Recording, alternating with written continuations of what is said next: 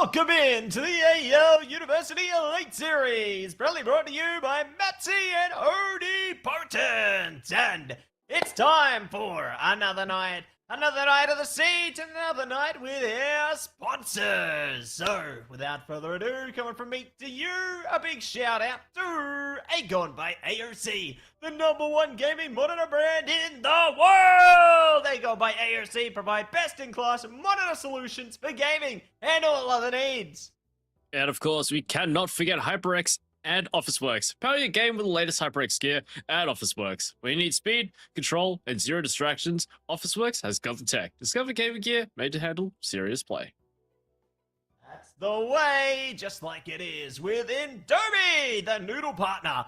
Made with high-quality flour and selected ingredients and spices, a plate of Indomie mee goreng will certainly brighten up your day. Try any one of the flavors available today from your local grocer or at indomie.com.au. So big shout out to each and every single one of our sponsors. You know them, you love them. We appreciate their support. But you know what? It's time to talk about who you're here to support, our teams, and let's check out those standings. Yeah, it's been a pretty interesting past week, but we still have MQU at the top dogs, #2, followed by UQ and LTU, seemingly a bit of a dark horse at #3. Actually did take down UQ last week, so very, very interesting in the top 3, but followed by UOM, UTS, RMIT, Swinburne, and UNSW to round out the top 8. That's the way. Top 8 out the gate. We got 9, 10, 11, UON, QUT, and Monash. On to this one. Will today be the day Monash breaks through the threshold, takes away a win? It's all to be decided as we decide who our first game will be. It's going to be none other than Swinburne taking on UNSW. Now, UNSW, they've had some quite bouncy trajectory. You know, they've had some positive wins, but also had some tough losses there. So, curious to see how they'll go against Swinburne tonight. Yeah, this one's going to be a pretty interesting first game here on the side of Swinburne. We've got Delta 22, we got First Taunt side, Dragon, Rage, and Samsons. And on the side of UNSW, we've got Med, Agent, Kraz, Average, Conk, and Frosty rounding out this bout tonight. The first match of the night. First in the gates here, and ready to see who's going to be the one to take it all away. It's going to be an absolute thrilling battle, and I can't wait to see which roster is going to be able to saddle up and take it for their own as we move on to the most popular map last week. It's Chalet again. Matsy, I long for the day we'll get something different here, but maybe later tonight, but at least for this first matchup, it'll be, honestly, at this point, a little bit too much of a familiar face, but, you know, it is what it is. First, out of the gate, so it's Thatcher and Mira. Thatcher ban, interesting to say the very least. Of course, rework, giving him a little bit of a EMP cannon instead of those grenades has proven to be a pretty interesting change, but Ace and Azami burned out. Really no surprises there as UNSW. Going to be starting out the attack. Swinburne on the defense, opting to go upstairs in the master bedroom in the office to stake the claim in the first half of this match. Stake the claim and take aim at round #1 here. UNSW preparing to take control and roll through on the breach there, but Swinburne, they're ready to hold their ground, hold tight, not going to be going down so easily. We'll see who can take this one comfortably to the beginning round here as we set down our last moment bits of preparation on this. Delta setting up some great angles there. First Thunder as well can just settle calmly around these angles, but we'll see how things go as it's time to step to action here. The gates are now open. Let's see how quickly things will start to light up. Yeah, I mean, this was going to be pretty interesting. I mean, UNSW have had a bit of a patchy track record here, but Swinburne, going to be interesting to see how they fare against this one, as both teams, I'd say they're relatively evenly placed here. So is this the day that UNSW, are we going to get rid of the brainworms and actually win something out for once? Or are we going to be seeing the same story repeated time and time again here, but Agent already making a bit of a foray into the library, of course running it back on the Monty on the shields, as yeah, it seems like the only time he can get anything done is when he has an impenetrable wall in front of him. So Kraz going to be joining in as well in the fight. Going to be joining in and giving it their all here. See if they can stall it out in a second. We'll take out the extinguisher there. Too early to extinguish fires in this matchup. We haven't even reached the burning point yet, but I'm sure that will come very soon, Mr. Oni. So take it slow and steady, almost like they've been expecting you. Yeah, they've been waiting for this very moment here, but interestingly, they haven't really put too much pressure in towards the library hall. They usually have a deployable shield set up to watch for any vaults in through the window. It doesn't seem like that's going to be the case here, but Med to find Delta first up. Kai taken out of the fight. Some good teamwork going on here. Agent just a little bit short of the mark there, but Med from the rear looking to lend a helping hand. Twitch drone sent on in, activated to take care of those pesky defender gadgets. Have to take care of everything and then some. Drone will go through the fire and flames to take aim at some information there. Set up a bridge as well. Average bomb to lock it down alongside Raz there. So creating more points of attack here and stack things up in their favour. Still have that player advantage as well, furthered by Kraz on for a trade and looking to start the parade.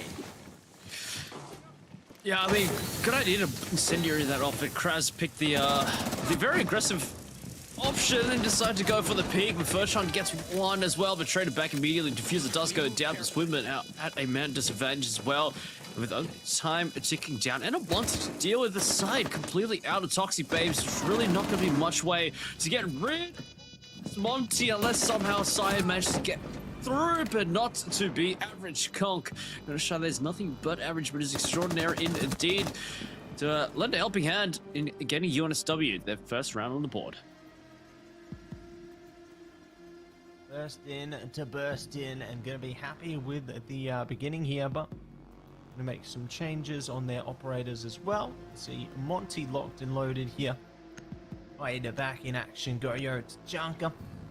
Dockerby are going to be locked down there. So plenty of diverse options across our attacking and defensive sides here. And curious to see if UNSW can continue to take the reins on this one. You know, it was a bit more of a drawn-out affair into the first round there, just really biding their time from the best they could. But Swinburne looking to see if they can find a way to stop them in their tracks before they manage to culminate towards the summit there of the round. Yeah, I mean, they've opted for a pretty similar composition. I mean, Tachanka making an appearance, but Goyo being tossed into the fray here. Still running it back on the Frost. Still running it with the trap operators, which is pretty interesting. But I mean, gotta be considering shoot it if you need it. Where and how gonna be placing them down, as UNSW made pretty light work of those Frost traps. So for Swinburne, gotta start thinking about how you may want to change up your defense here, as UNSW managed to break through relatively easily without too much struggle here. On the flip side, UNSW off to a pretty nice start. Confident start and ready to rip things apart here, Ronnie. See what else they can do in a second now. Just peeking around the corners. Take it ground slowly but steadily here to have their teammates that they can pincer upon. Kraz are going to be able to open the account nice and quickly. So, good start, and now furthered by Med there. Yeah, it's a two-piece from Med and Kraz, working hand-in-hand, tandem, if you will. Those frags secured. So Swinburne, I mean, round feels like it's only just started, but they're already down 2 members. And Med looking to cause some havoc and chaos. Just getting rid of those electric claws and traps that the Goyo Vulcan canister already got. But Conk, gotta be careful of your legs, but does manage to get the self-revive off. Loading bag. You're gonna be down pretty low on HP, but those exothermic charges still a very, very big threat. And the outer wall popped right on open. Kraz potentially go for a peek, but blocked by the Shumika launcher. Ooh, does manage to find one through the flames there, though. So, blocked off, it don't even matter. They will scatter their enemies player by a player there. So, good to layer their approach and almost locking it down. And one more. There you go. Skyed on the floor. All up to Perch and a goodbye. So, flawless round coming at you from UNSW. Absolutely clean. Clinical, even surgical. As I managed to break through it. Swinburne, yeah, I mean, really gonna be considering that gadget placement as, probably not on the floor in the open is, probably not the best advised decision, but, yeah, really gotta be smarter about where and how you do use these defensive gadgets. It's, yeah, I mean, UNSW just pretty easily managed to break through and just cause chaos and havoc. Now Swinburne changing things up a little bit here, bringing in the Mute and the Aruni and the Kavera. Interestingly so, I mean, I'd say like back in the old days of Siege, Kavera was a very common pick. Very, very scary, especially on the roam. But, I mean, these days, not really sure how much impact or fear factor she's going to bring to the table. But at least now they're going down below into the basement. We'll see if their luck changes here. Or not. 10 seconds left. To be or not to be, that's going to be the question for these teams before they break free.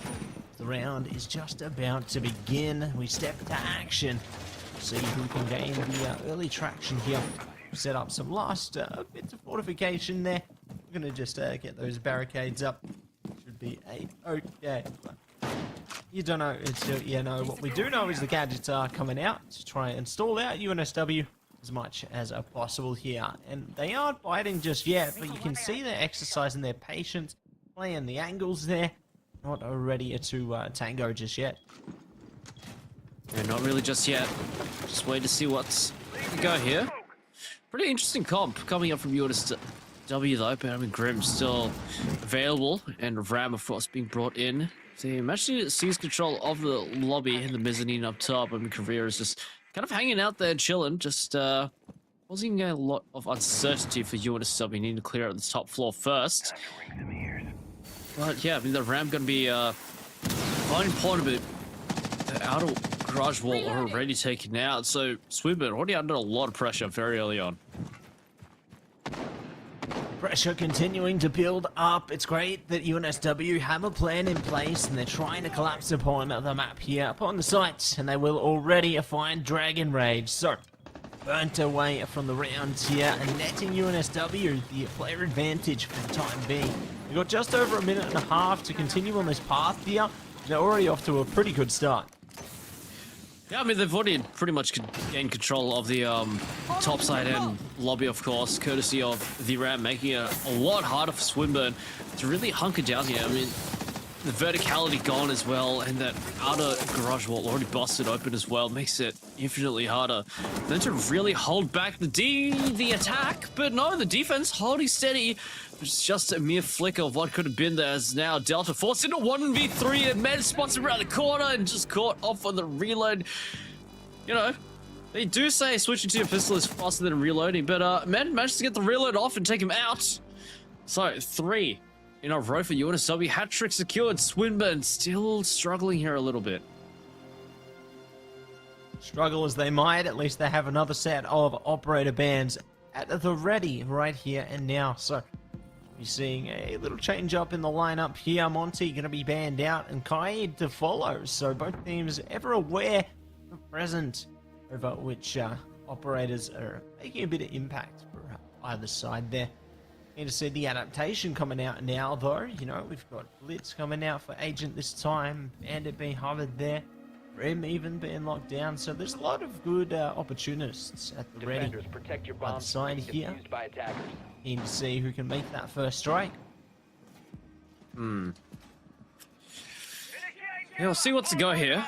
As Swinburne, they've changed the strategy around a little bit here. Bandit being brought in, and even on Mozzie as yeah, these Twitch drones have rightfully so been quite the nuisance, courtesy of Med. So disabling these drones and turning them against UNSW is really going to fare a lot better for Swinburne here. But honestly, you got to consider, I mean, the drones are a factor, yes, but they're just letting UNSW breach these 5 seconds objectives remaining. pretty easily without much resistance. So I feel like bringing in the Attacker's Bonzi might objective is to be a bit of a defuse the bomb. band-aid solution to the larger problem at hand, which is pressure. It doesn't really seem like Swinburne adding a lot of pressure against UNSW, kind of letting them in without too much struggle. So we'll see how this round fares for them, but it's definitely not a very positive trend, to say the very least, of Swinburne currently. No, trajectory at an all-time low at the moment, but there's always going to be a way up. You know what goes up must come down, and there. So keen to see if they can bring themselves back up into this one, or they will get left behind again. Plenty of shots coming out. Dragon Rage actually going to be the first strike this time. Great with a shotty. So finding one of the impact fraggers for UNSW definitely going to be a lasting remark there. They've also spotted Average Conk and looking to bonk away a few more players. Yeah, Conk and Krez taken out there, but Agent to find one backing his first shot. And Med on the rappel on the outside, upside down, will take down Dragon Rage and spots more as well, so that's pretty good info. Coming from the rappel from Med and the air jab's going to be adding a layer of complexity, and Sam just walks right into him. Why would you do that? You know exactly where he is, and you walk straight towards the meat grinder. As Med looking to feast on more Swinburne players here. Man, disadvantage. Swinburne here as UNSW look to secure another round. Yeah, feasting and trying to send them straight to the abyss there, and they will have a 1v1 for Med now. Are they going to be able to get up to more shenanigans for their team, or will they get left behind? There we go, feasting straight to the abyss. It's going to be a moment of bliss as the round is done and dusted. UNSW stand tall. Yeah, I mean, it's just that outside rappel just really went completely unchecked. I mean, they did try to contest it, but Med just too quick on the draw. Samsons gets taken out there, so Med just hanging in outside, chilling, free of charge there. So 4-0, it's a very, very hot start for UNSW here, and Swinburne just really struggling to find anything going here. I mean, that round, they had the man advantage and looked positive for a little while there, and the closest it has been to a victory thus far for Swinburne. They're going back to what they've been comfortable with so far, but adding a Thorn into the mix, I do like this direction where they're headed. Thorn, a very good trap operator, as well, gonna look to bolster the defenses and try and keep UNSW back, but I mean, with the ferocity and the tempo they've been playing at, I'm not sure if it's gonna be enough, but we'll take a look. We'll sit back and see what's gonna happen in this round. Yeah, sit back, relax, and enjoy the round with me, Oni. That's exactly what is going to happen as we step to action right now. We'll be chilling in the office here, ready to get some work done, and I'm sure there's plenty more work to be done to set up many more gadgets here. Try and rattle up their enemies. But fences have been torn apart round after round for UNSW here, and may yet continue in such a direction. We'll see. This is going to be the turning point, though. You know, I thought maybe last round could have been it, considering how close it was, but no. Could it be a here and now instead? See how they spread their reach, though, as we progress through this one. Med, still just going to be playing upside down. You know, always likes to be moonwalking in the sky, hey? Just hanging around? Yeah. Sort of still just hanging around, but looks like Frosty wants to give the office a little bit of go. Just watching all the angles, but does make the foray in. Fuser has been recovered, picked up. But Christ, getting a lot of active information. And Nate tossed in towards a piano as well as Agent. Working in tandem, Nate forces him out of position as it's just an easy lineup like shooting fish in a barrel for UNSW as one by one Swinburne will fall. And again, it only seems like the round has just started. It's down to a 1v5 yet again for Side. Needs to do it all to try and put Swinburne back in the driver's seat here. But it seems like the wheels on the car have fallen off here. Is it flying off of the track? And a clutch ace needed for Side to bring the first round for Swinburne.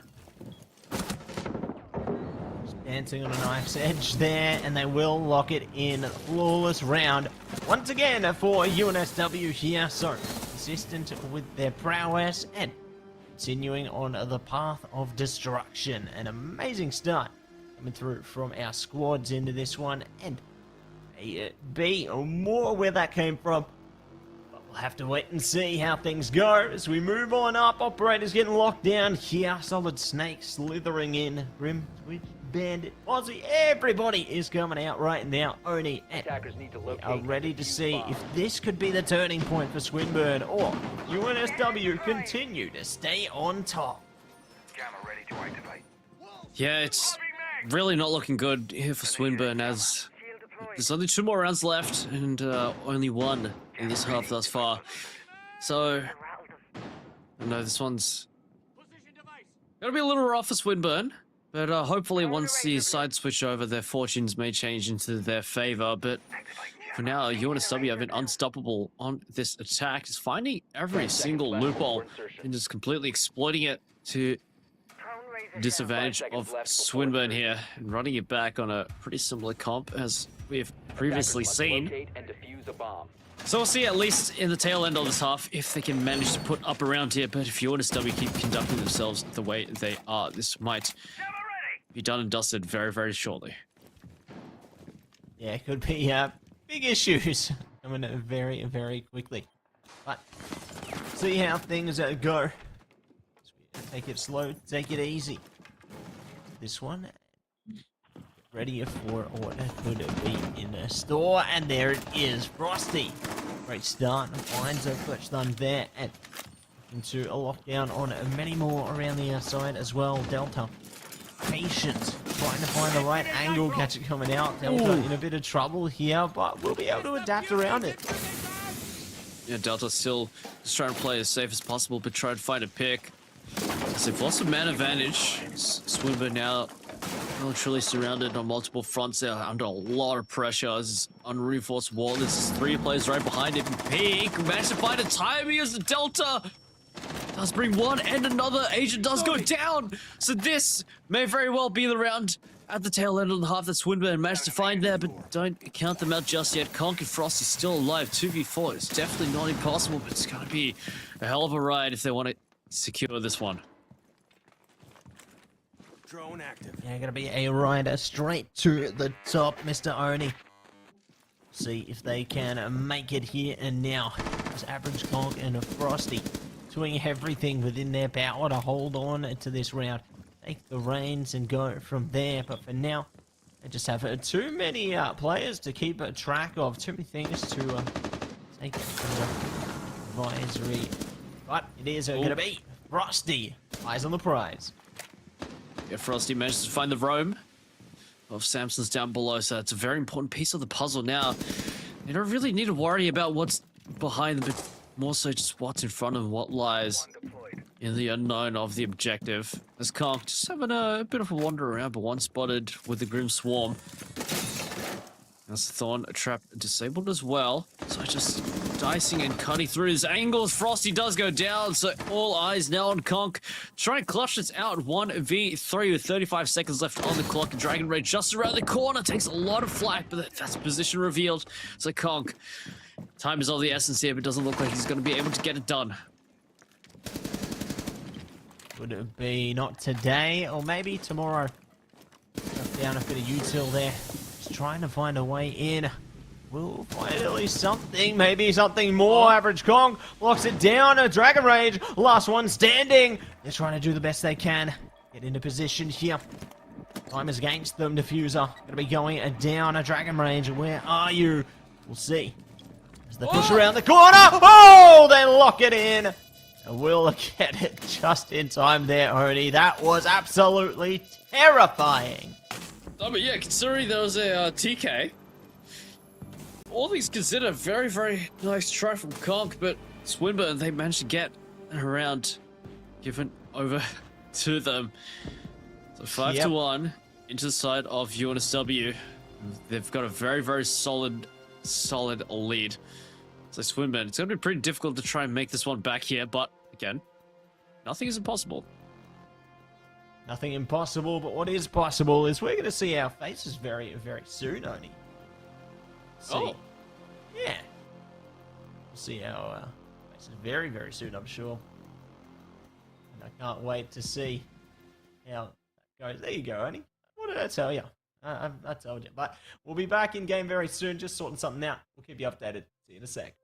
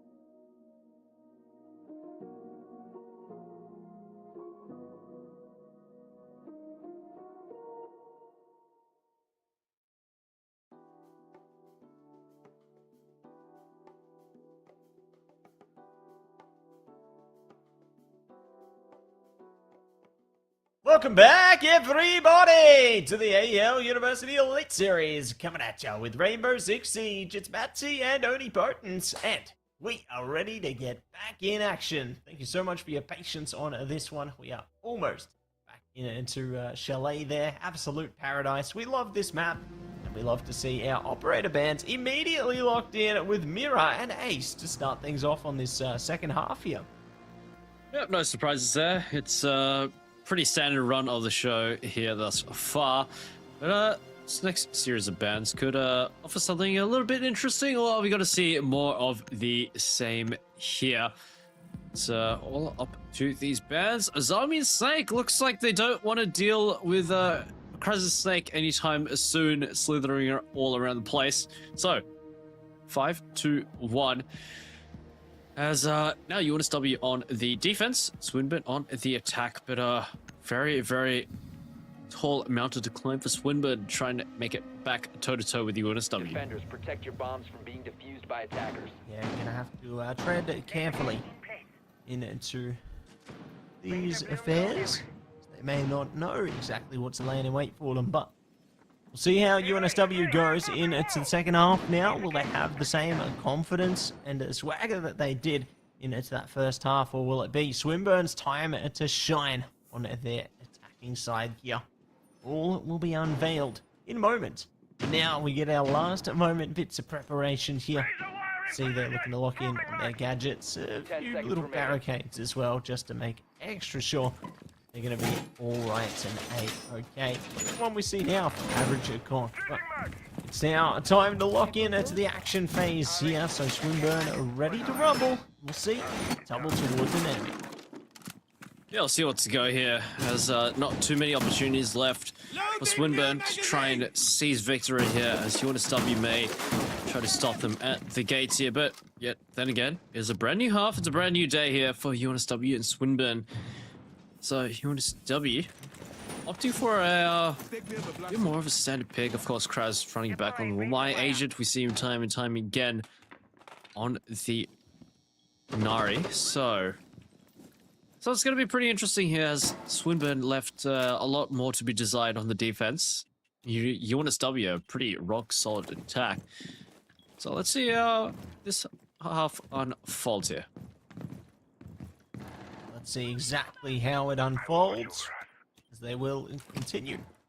Tread lightly here, heading on the border of the 2-minute mark, and ready to spark ahead with some more. But now, hold position. Oy. Agent going to be the opener there. It does find Dragon Rage, and that's a grand start on the defense. But they're traded by Samson.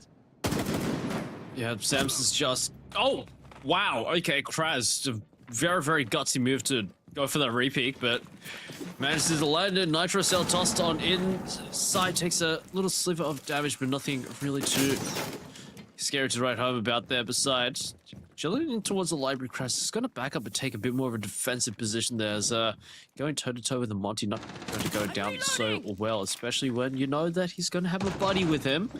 But Kraz got to pay the ultimate price there. Furchon takes him out, so now it's even Stevens at 3-3.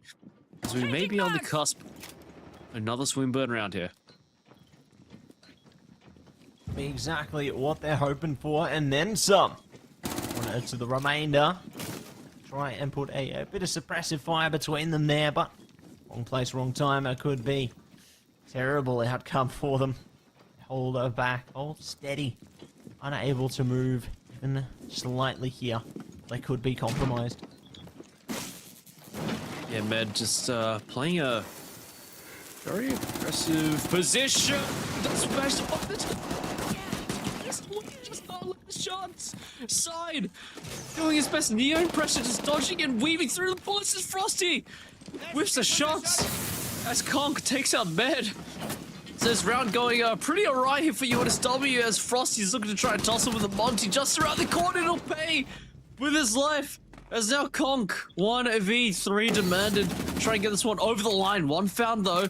The diffuser gonna go down uncontested. Be more where that came from, Oni. Average Conk holds back. We'll find one onto Delta there. We're gonna be up the sky now. 1 versus 1 situation. Land around the shield. Looking to bait and switch here. At a disadvantage. Looks like they're trying to back past the shield though. This could be a problem. Especially if they get in an uncomfortable position. Oh, they're trying to push through it. Hopefully there's some way through it. This is Buddy, that shield's not gonna break no matter how many times you hit it. It's not gonna break. It's not how it works. Oh. Oh! Oh my goodness! I can't believe. Nah, they're not getting there in time. Nope, not at all. Oh. That's That was the most interesting round of Siege I've seen in a while. quite the routine there. Yeah. I'll incorporate that into my next workout for sure. Oh, gotta love it. Alright, we're moving on to our next set of operator selections, Oni. It's all looking good. Yeah, I mean, looks like Being defused by attackers. Conk there was doing shield bashes till failure there, and yeah, ended not the way that they'd anticipated, as another round does go over to Swinburne. There's 2 to 5 now, so at least that's something in the bank for Swinburne here. But UNSW still only 2 away from seizing victory here, so hopefully no more shenanigans in this one, and they can tie it off here to get themselves to match point. But then again, it is a brand new round. It's a brand new day for Swinburne to secure 3 in a row as well. It could be their time to be absolute destroyers, punishers, if you will, towards their enemies, trying to hold them back from taking the rounds there. So, need to see how it all plays out. Barricades that come up, but trying to step to action and not going to have that much more time in order to lay down those last moment bits of preparation outside of the average gadget or 2. So, curious to see where Swinburne looks to apply a bit of pressure early into the phase here.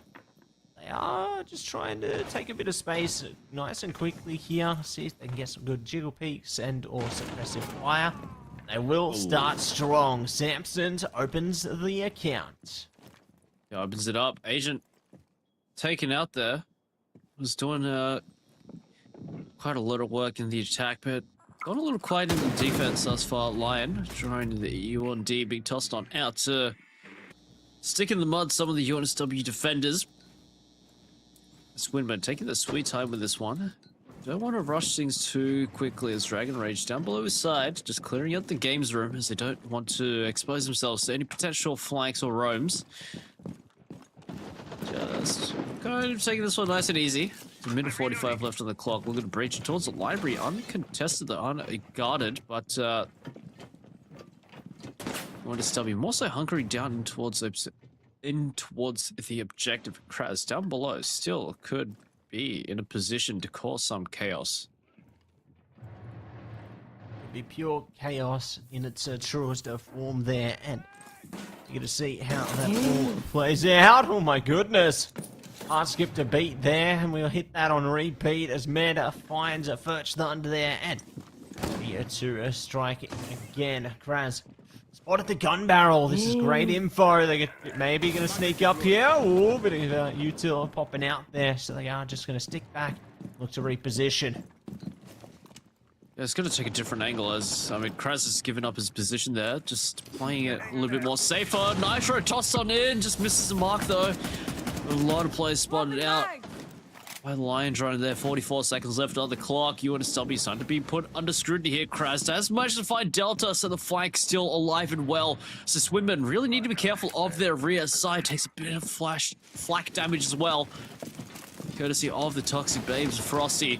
So looking to stay ice cold in this one. Man, and trying to stay alive and doesn't manage to stay alive. Frosty and Kraz working in tandem, and now it's side left. It's him and his shield against the world here. Them against the world, but luckily they've got the strength, they've got the power to try and hold it down. UNSW will be able to lock it in at the end though, so I'm going to add another one to the tally for them and place them on a match point. So UNSW, one more step is all that needs to be taken here. We'll see if they are going to be the ones to take it as we move into the next operator selection phase here. Need to see who comes out on top. Yeah, match point for UNSW. This is where they've positioned themselves nicely to be at 4-round Attackers need to deficit. locate The Swinburne and need to make up for and force overtime here. So this one's gonna be pretty interesting to see how it will unfold there. Running a relatively similar composition as before, but now Conk playing the Wamai. Kraz opting to play for the Solar Seal. Gonna be that X factor on the roam there. Agent, of course, going back to Mr. Cargo Shorts on the Legion. So still a decent amount of traps put into place there. As yeah, it seems like those Aruni gates really did cause Swinburne a decent amount of strife, trying to break in through their defenses. And then again, could be a Swinburne round here. We just don't know it yet. Don't know till you know, Oni, but we're gonna know soon. The gates open for action. See who can step straight to it. The other side of this. Hold a position to set up some suppressive fire from the attacking standpoint here. And certainly will be playing around their shields as well. So, certainly can wield them to success and find a lot of good positioning. They play their cards right. But, see how it all goes. The drone are going to be racing its way through there for Delta, so good to try and seek out a bit of information here. Nothing substantial gained as yet. I've still got a bit of time though, so it's going to be okay for the time being. That's going to be taking it nice and easy. Pretty chill for this one there. Kraz just looking to tussle, but oh, forced into a pinch. Doesn't manage to find one though, funnily enough, but 1-for-1 trade. Honestly, pretty nicely done. But it's 6-2 now with side on pretty low HP there. So UNSW is still active in the hands of Asian on the roam down below. Actually in perfect position. If they don't clear out this corner, Asian could be teed up for a really, really nice series of kills a bit. Oh, looks like he's been found and it's tussling, but it does manage to find one again. But the trade of Delta comes in at the right time though. But Swinburne still down 3-on-3 now, but oh, this position from Frosty could be dangerous. Yeah, you're gonna have to stay frosty on this one. See if they can stay alert, stay switched on, or whether they will get left behind accordingly. Oh, here we go. We got some phone calls coming in, Oni. Hopefully you'll answer.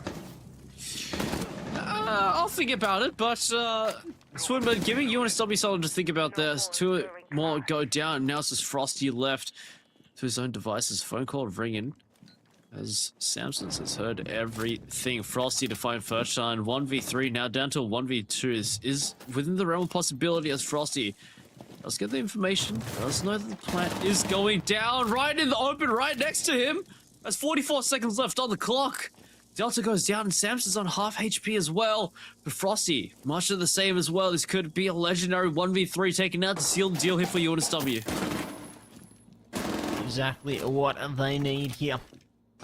Frosty sticks around the outside, trying to prepare on the angle. See if they can creep around the corner.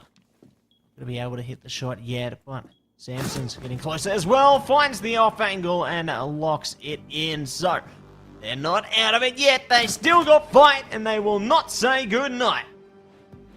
Still got another one left in the tank.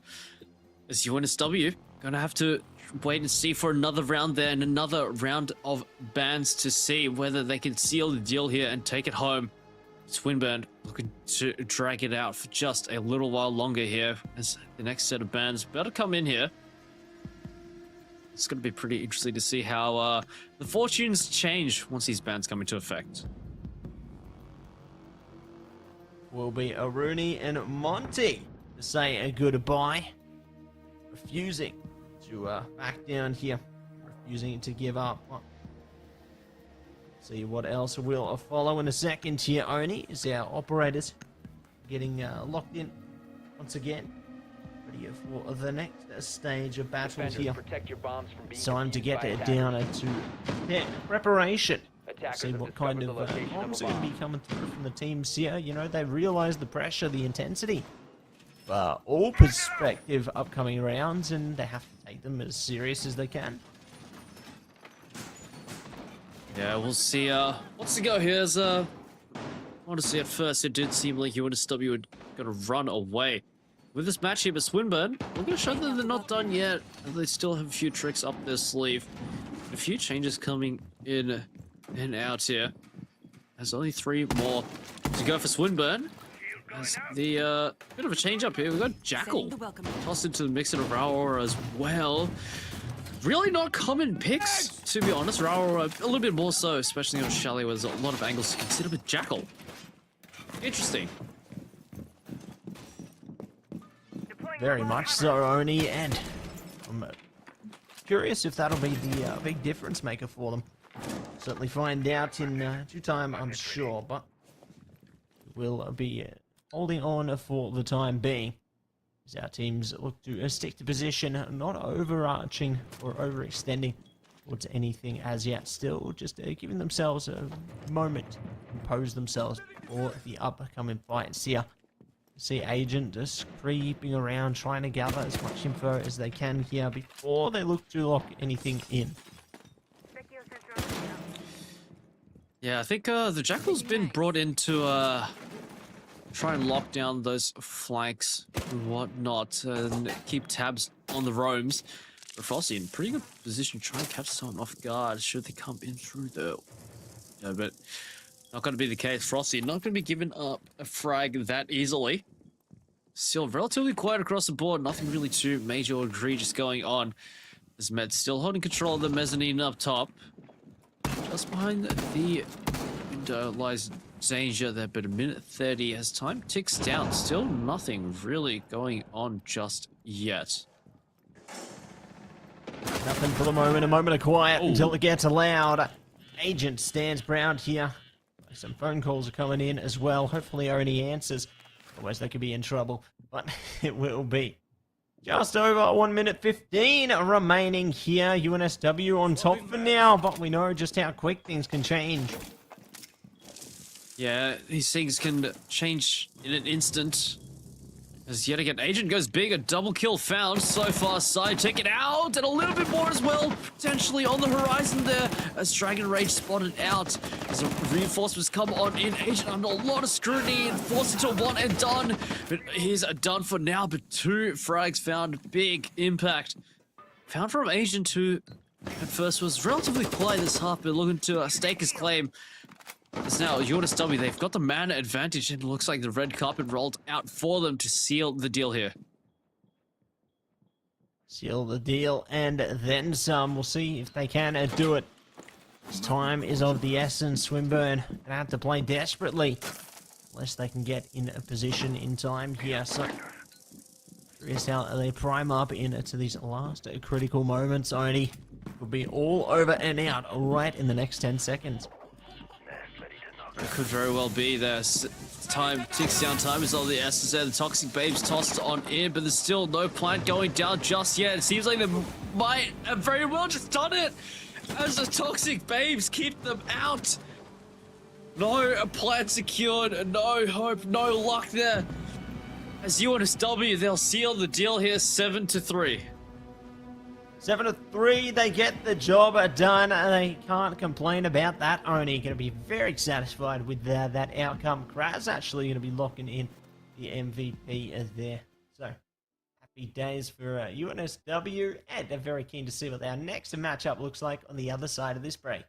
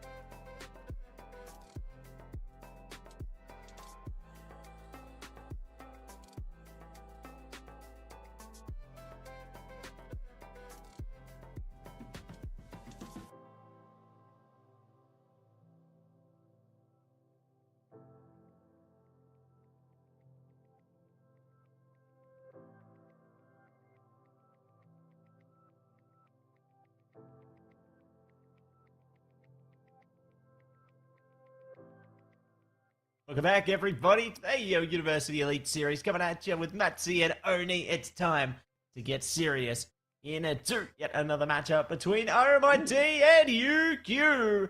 Let's see what both these teams can do, because they have been preparing themselves accordingly, and I'm keen to see who's playing tonight. On the side of RMIT, we've got K Fractal, we've got X0L, Lenotus, QAO, and Melko to round out the RMIT roster. On the side of UQ, we've got Scars, AZ, Snow, Athena, and Panzer. We've seen him time and time again, so it's going to be interesting to see what comes out of this matchup. Yeah, I reckon it's going to be a fun one. You know, UQ have shown a lot of prowess over time there, and Oni. Yes. Freedom!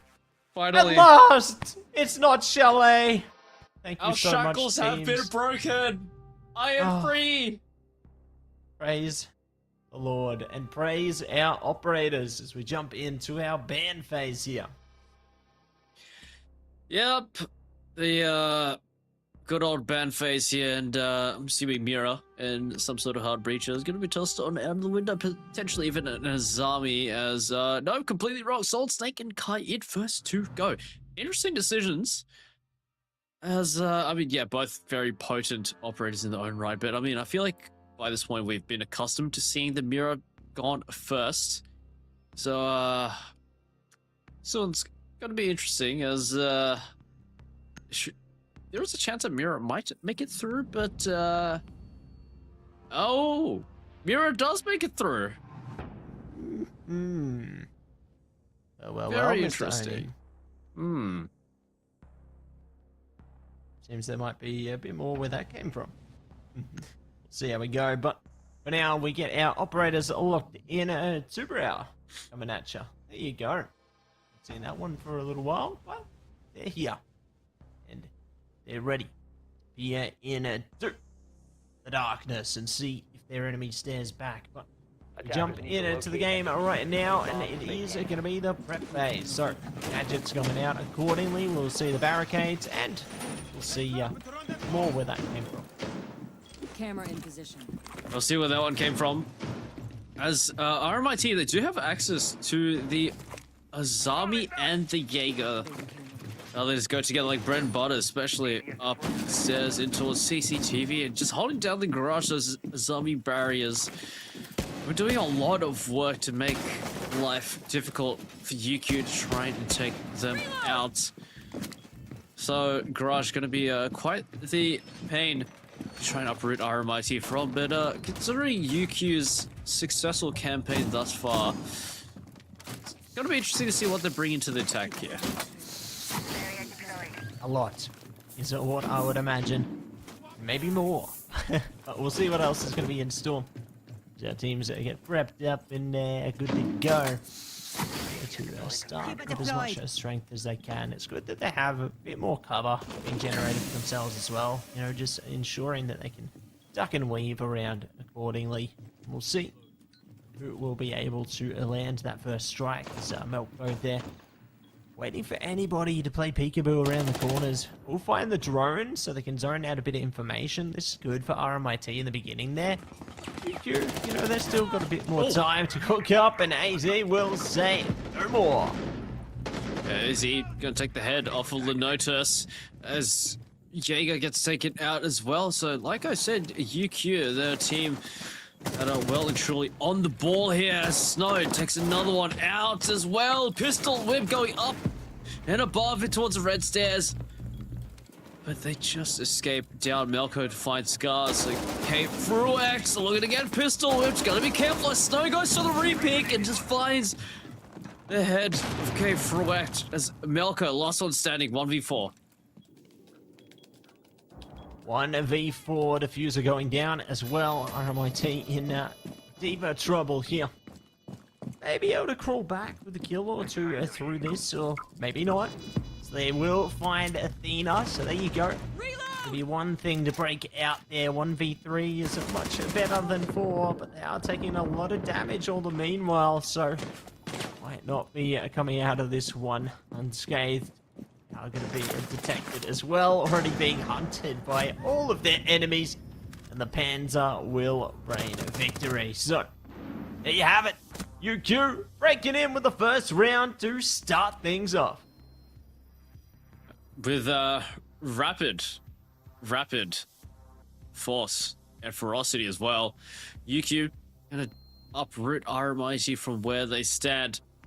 So very nicely done from UQ to establish their dominance very early on here, and looking to continue this streak. There has the unfortunate loss to the Tribe last week was merely just a thought. Now gone with the wind now, as they're looking to show them who's boss here against RMIT, as we now go down below into the Arsenal and Church. Yeah, looking to lock it in, see if their prayers may be answered to get around a victory of their own. We'll see. They can lock in, get in the zone to secure that one, Oni. We hold the position for the time being. Bomb sites are going to be located nice and quick by UQ there. So, looking well prepared and well composed for the siege ahead of them. See if they have what it takes in order to take control of the situation nice and quickly here. Whether they may get left behind by RMIT. To lock into the action phase now, so just looking to get in a position there, make sure they can set the barricades up so no one can quickly decipher everything, just break straight into the backline. Yeah, we'll see what's to go for this round here. As RMIT, they're looking to hunker down in towards the objective there, as UQ on their reign of terror now. It's only been one round thus far, but one of a pretty swift efficiency there, and an unreinforced hatch gonna be absolutely beautiful for UQ to try and exploit there. Melko already down to a fraction of HP there, already taken a lot of fire, the heavy scrutiny, as this is already not looking too good for RMIT here. Yeah, it's a rough beginning, but no one's gone down yet, so still not completely out of the woods. See how the drones fare, though. Love to see them gathering a bit of information into this one. They gather for too long, however. You do get prepared for battle here, Scars. To lock in on this angle, see if they can strangle something forward. I like these shots, you know, they open up new perspective there, but they haven't found the enemies on the other side of them as yet. Yeah, just missed the timing on towards Melko there. Trying to force him out of the position. Flaming pipes there. Not to be as Athena tears up the ceiling, rips up the roof. You see on the boogie drone there. It's Snow to finally find Melko there, wounded, now finally dead. Snow looking to force them to freeze in towards the position. He's just waiting for the peek from the mirror to come on out. Not to be just on yet, but UQ already putting RMIT under immense pressure. Yeah, already under much scrutiny there, and maybe more where that came from, Mr. Oni, but see how things go. So we string things together, get prepared for the next line of attack here. RMIT had a player disadvantage for now, but they can certainly look to turn things around if they find a kill or two of their own and find the direct timings here in order to lock something down. Yeah, just gotta see if they can thread the needle there. Athena drops down in towards the hatch, just waiting towards Memorial, just waiting to see any opportunity to present to K-Fruct under a bit of scrutiny there as well. So one by one they will force Scars. Find a one, and Scars will find another, and Scars will clean on up, but no, it's Panzer and AEZ to mop up the rest, as UQ, they left it a little bit closer towards the end, but time does not matter when they have the speed of light down in towards those objectives. Taking out RMIT quick smart there, so UQ well on the way to a pretty successful attacking half, it seems. Would be exactly what they were hoping for, and then some. So see how things go in a second. With UQ on a strong streak so far. 2 rounds in their favor, and gonna lock in even more if they can help it. See if they can and do just that though. As we move on to the prep phase. Yeah, so RMIT are going to be in deep trouble for the moment. Some players having quite a strugglesome time. But UQ, I'm sure, will make it even worse into this one, but we'll see. RMIT, I got hope. I think that they can look to bring things back. You know, they've had some little sparks, just not able to really ignite things in their favor. So, see how these last moments of prep go, whether these changes are exactly what they require, or whether they will get left behind again. Yeah, we'll see what's to go here. I mean, Yuki are a very, very seasoned team, so it's definitely no surprise that they're going to come into this matchup guns blazing, which is, I mean, exactly. Well, they decided to bring into the mix here, but Melko looking to try and go for a spawn peek there, potentially catch someone off a guard and bring it early. Man at advantage, which would definitely put them in a better state of affairs as they've been in the previous rounds here. So time ticks down now. They've opted to go for a pretty similar comp as they did previously on the side of UQ there. So, Scars running it back on the Deimos. Got to be forced to be reckoned with, no less. So RMIT really got to hunker down here. Oh, hunker down, go to town. They will find the opening onto Snow there. So it is going to be melted away and ready to try and sway more into their favor. But a strong start. Exactly the kind of motion that RMIT needs in order to try and bring things back here. See if they can structure their approach to the rest of the round accordingly. Take advantage of their additional player. Yeah, I mean, Panzer does spot vigilant towards Logi. So we already know that parts of the map have been compromised. AOC goes down to Peripheral, doing quite a lot on this roam, causing a lot of uncertainty and paranoia for UQ. And already down to just 3 members there. UQ looking like a shadow of their former selves here, but the drop down, it comes on in as Panzer and Scars are going to clear the stock room. Together intact, but all just wandering around the corner. Flashbang out! It's a flash toss on in, but oh, K Freud actually lands it with a boss sheep and Panzer to find one. The trade does come on in, but just around the corner. There's another as Melko will strike. There's now Athena left in a 1 versus 4. Melko spotted out, down pretty low as well, but Athena needs to go for the reload to try and make this clutch happen. Try and make exactly what they were hoping for happen, and they may yet get something back as Melko goes down. Athena, 1 versus 3 here. Would be exactly what they want, and then some. But they're just kind of stuck at a stalemate for the moment. They've got at least 40 seconds to go, so there's a bit of time to try and restructure, see if they can get another kill or 2 through. But they're not in a good place right now. You know, they definitely need to try and single out these fights when and where possible. Yeah, I mean, this is a bit of a nasty spot to be in, but with 20 seconds left on the clock, and no diffuser to be found either, seems like UQ just gonna have to go for a bit of a mulligan on this one and run it back in the next round there. 7 seconds left, time is ticking down, and it looks like Athena we're gonna just try and find some extra frags, but not to be, as X0L gonna take them out. So finally, like I said, Mr. Betsy, RMIT strike back and they put round number 1 on the board.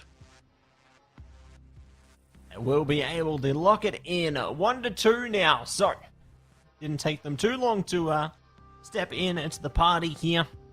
Now gonna try and continue to hold on to this momentum, maybe take some more rounds accordingly. For now though, it's time to lock out our next set of operators.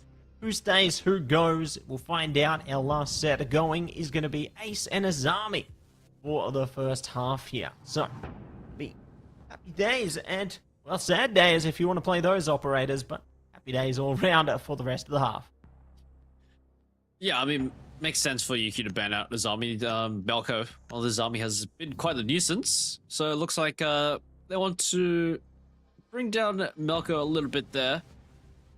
As, yeah, Ace also gone out as well. So, a little bit impaired on the hard breaching side of things will be UQ. But, I mean, with the way they've been handling themselves, doesn't really seem like it's going to be too much cause for concern here.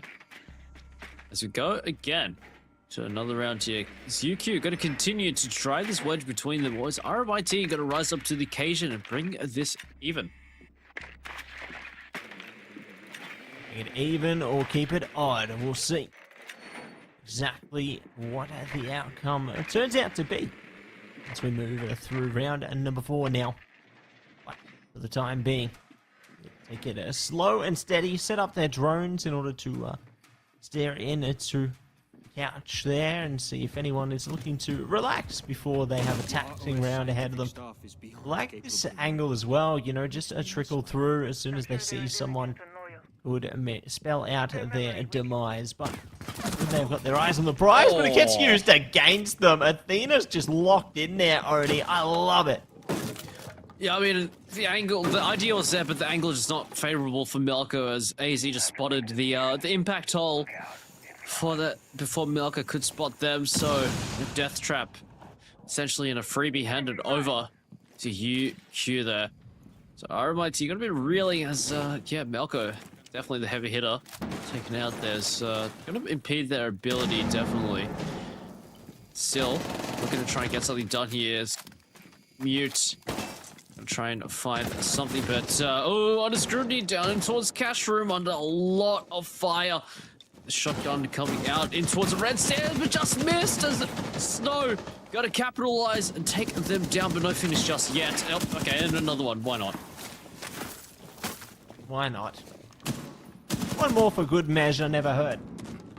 We'll see if they can lock in even more than that in a second as AC.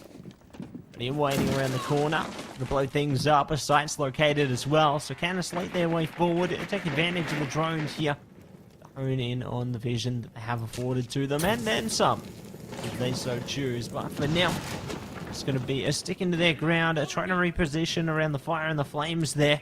Their enemies are right around these corners, and they do not want to get caught there. Snow already starting the show here, looking to flow ahead of more. Will get trended back, though. Well done. 2v4 situation now, and there's still more hellfire raining from above. Yeah, Athena looking to deliver the hellfire there as Peripheral goes down as Scars to finish off the job. And looks like UQ are going to go back to their winning ways. Quick snap straight to the head there. His body's going to be dropped all around there. UQ continue that reign of terror. The previous round, RMIT got merely just a bump in the road to victory. So very nicely done. As once again we go up into CCTV and cash. Can RMIT bring it back into their hands? Or UQ got to run away with it this time? Run away to the races and see if they can sprint towards the finish line. I don't know if that's going to be a reality. RMIT, I think, still got a bit more flair in them. You know, we saw that they did take one round at least, and I think they have that possibility to take even more where that came from. But you don't know. So, you know, what we do know is we are going to be getting straight into it right on the other side of this prep phase here. See a fruit there into hold position, stay present in these corners here before their enemies launch their first strike. But for now, they'll just be take it slow, take it easy, set up the gadgets, barricades, everything you can think of, then more into our phase of preparation here. It's time to get serious in the garage and see. That's the first point they try and barge headfirst into, or it could be somewhere else entirely. Already snapped into the action phase and ready to blaze ahead. Yeah, ready to get things underway here as Melko going to be setting up once again in towards Crush in those rafters, but without the luxury of those keeper barriers this time round, as Azami, the previous ban phase, has been banned out indeed. So Melko looking to do it all him against the world, but the exothermic charge actually about to go down. Seems like RMIT have not elected to bring in any anti-hard breach, but XRL on the roam. Just try and find something, but oh, hello, under scrutiny, AZ, but the boss G might not be the way to go there, as AZ's got a lot more bullets to work with. A lot more, and more in store as well. Fruit there. So going to be sticking to position, trying to get something across. Will be a trade, a 1-for-1, trying to get it done. It's a UQ on top, and then some. They will lock it into a 2-player advantage and trying to further their pursuit more. XOL sends them to hell. Well done. So they will find a Snow there. Looking to capture anyone else. Lenotus not so lucky. Will be shut out accordingly. So all up to X0L there. A little bit of damage already found, so they know exactly where they're coming from, where they might go. And Athena locks it down to full curtains on that round. Yeah, very, very nicely done by UQ again. They just really seem to be unstoppable here. As now we're in the final round of this half, and they've shown no signs of slowing down, just continuing this momentum that they found so early on. As RMIT, I mean, there's a one glimpse. We saw them win out pretty convincingly, but still yet to see that oomph, that fire again. So, yeah, it might not be too good for RMIT going on forward. But again, this is the last round of this half. We've got a brand new half still waiting to go. Attackers need to locate and defuse as many bombs And a as they new can. half, and then some. Let's see what's on the other side of it. It's almost looking very reminiscent of our first series in a way. You know, if UQ can take this round here, it would basically be almost an exact replica, right, Oni? So, curious to see how things fare, whether RMIT can find some more energy into this last round of the half here. Oh, Attackers have be discovered the location something else of a bomb. entirely. Sites are going to be located nice and quick there, so big shout out to the drones for fulfilling their purpose, and then 10 some. seconds remaining. We get prepared outside of the preparation phase for action 5 seconds within moments here. Gates are now open, and you are ready to start running through. Will RMIT be prepared? Maybe. Maybe not, but it's all going to be proven right here, right now. We'll see what's the go here for this one. As RMIT, not that many chances left. But Lenota's down in towards the escape tunnel, looking to try and find something to work with a Snow. Looking to work their way through. As if what good in control of the kitchen has a Z and popped open the hatch as well. But oh, hello, K-Fruct on the road will find AZ completely off guard. But Scar's already down in towards the objective on Blitz as well. Everyone joining in 3 on 4. It's a mosh pit of grenades, the mosh pit of bullets going off. The toxic babes going down as well. But somehow, someway through the smoke and fire, Panzer does manage to get the plant down. So RMIT's red alert here. Full red alert, and then some. Snow is in a deeper trouble right now, tries to hold on. A lot of damage on the K-Fruct there, trying to counter defuse as well. Push around the corner, see if they can take the fight. They will find it, but the counter defuse will run its course. Not able to get there in time. Snow got the shot in the end, but was not able to bend this round to their will. So it will be a 2-4. RMIT strike back. Again, it seems like at the tail ends of this half, the teams managed to squeeze an extra one out. So they've got themselves second round on the board. So a 2-round buffer zone established as we go over into the next half of UQ. Now on the defense, RMIT on the attack. Can they replicate the successes that UQ had on their attack? Look to do much of the same here, or is UQ going to put up a stalwart defense here and keep RMIT out and extend their lead? Kaid and Ace take it out, so that's going to do both teams a lot of service there as a next set of bands about to come in through on a line here. Mirror and Thermite tossed on out again. No surprises there. Hard breaches and the anti-hard breaches and that pesky mirror wall nowhere to be seen for this half. Not this time, maybe next time, but not this time. So Blackbeard gonna be locked down, Legion, Denari, Solace Warden, Smoke, Snake, Nomad, Zafir, Fabric. It's all on a line right now, Mr. Oni, and RMIT gonna be on the attacking side, UQ on a defense. Curious to see if RMIT can continue the momentum we saw them build towards in that last half there, whether the science means that they will lose many strides here. All going to be proven in moments. It's you now set their preparations in motion, get ready for whatever RMIT has been cooking up in terms of their practice there. Look to take control of the round accordingly. We'll see what's here. We go here. It's a fresh new half. And we're going to get things underway real quick, real soon there.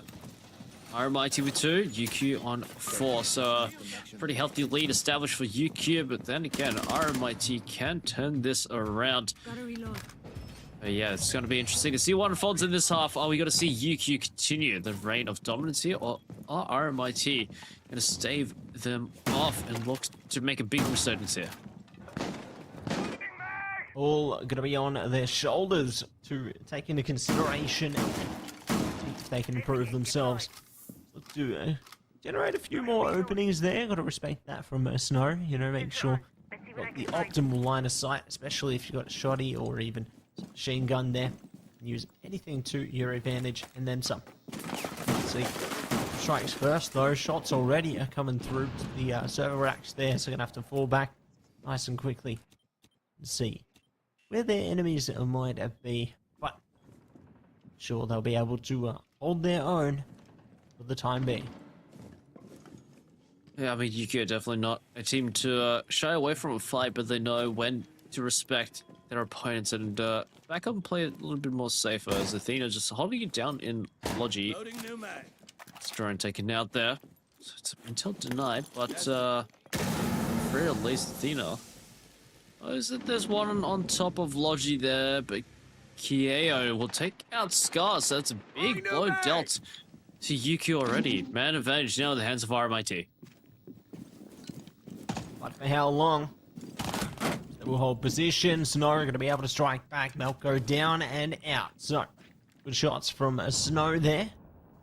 We'll be holding that corner again as well, just in case there's anyone else looking adventurous. Yeah, the timing could be clinical.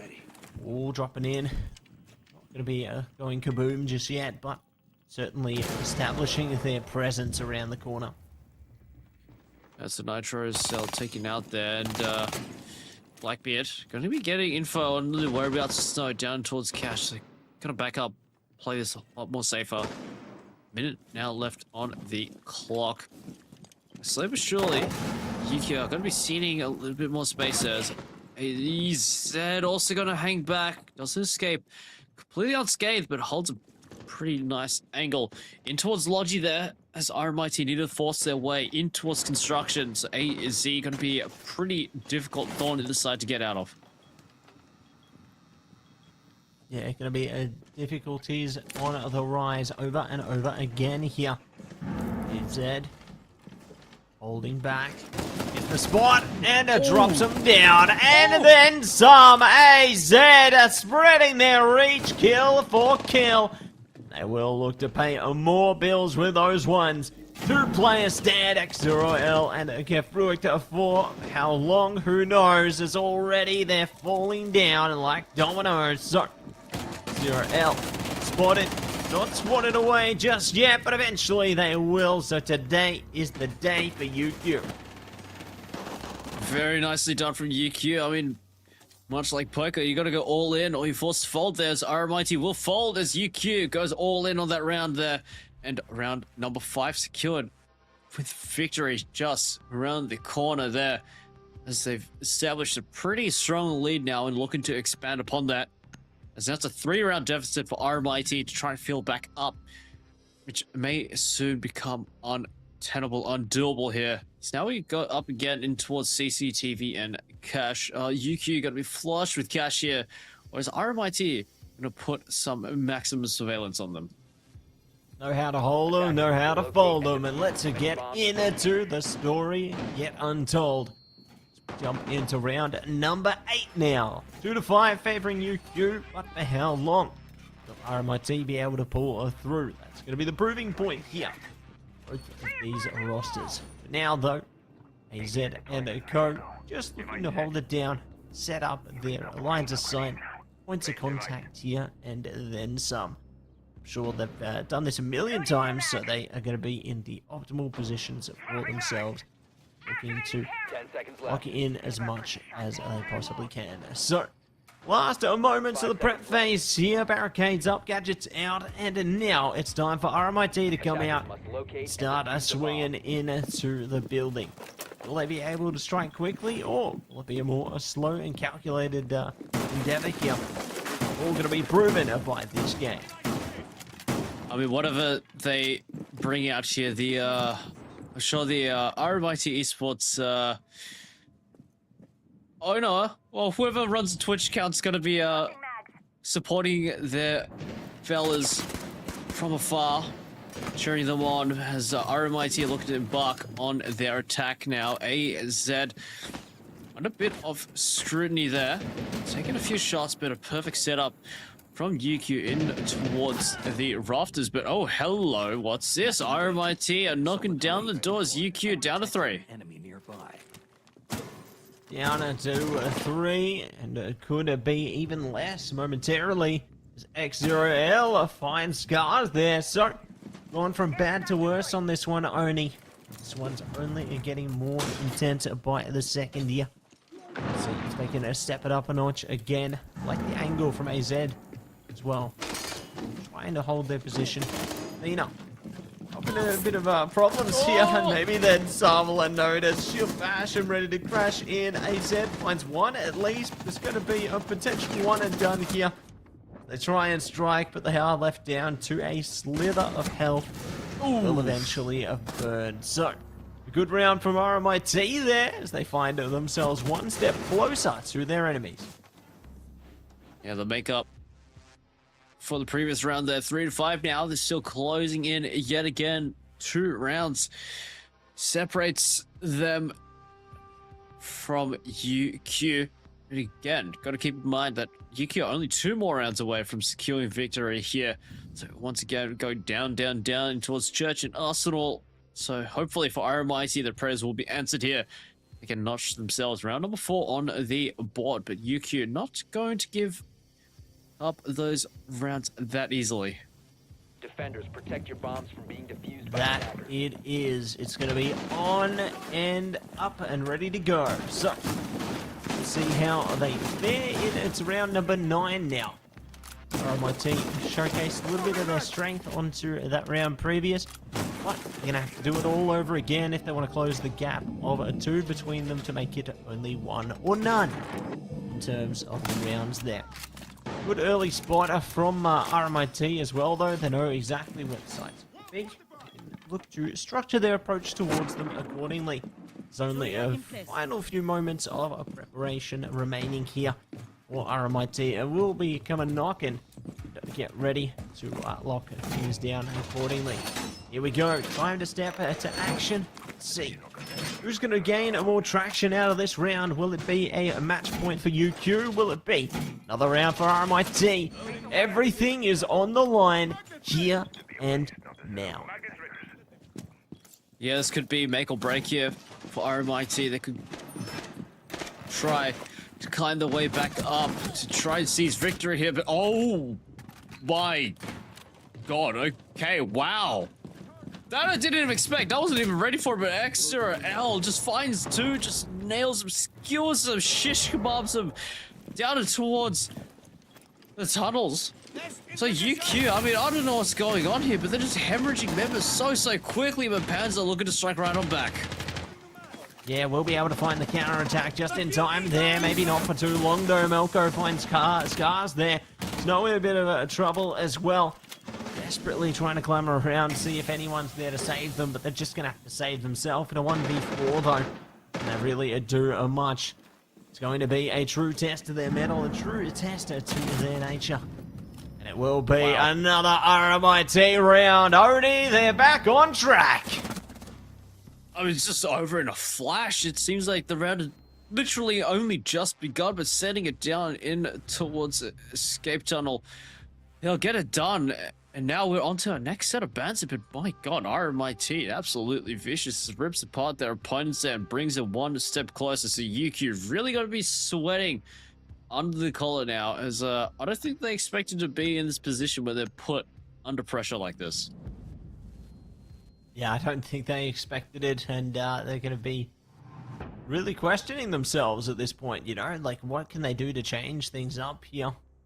What needs to stop? Because if it keeps up like this, RMIT is just gonna ride the freight train all the way home, Oni, and yeah, it could be very problematic for UQ there. So certainly need a turnaround and a quick, smart. We'll see if this can be the turning point for them in order to lock it down towards minimum match point here. Whether it could be something else entirely. So we move on to the prep phase now. UQ getting ready to go, setting up the normal or the usual suspects on barricades there, and just looking to ensure any critical points of contact are locked down as much as they can be, so there isn't just free reign for RMIT to wreak havoc, do whatever the heck they please once we step the action phase here. So, who strikes first? Will it be RMIT? Will it be UQ here?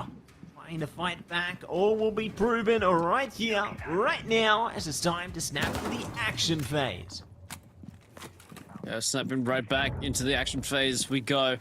So RMIT, they've started to climb this mountain there. Not quite there just yet. Definitely making their way up. Trying to reach the apex summit. There's only one round separates them. Oh, hello, Snow. Dangerous. Does manage to get the reinforcement off. But yeah, I mean, UQ got to be really, really cautious about their points of entry now. As yeah, I mean, down in towards the tunnels, they've posted up the barricades and the Goya canisters as well.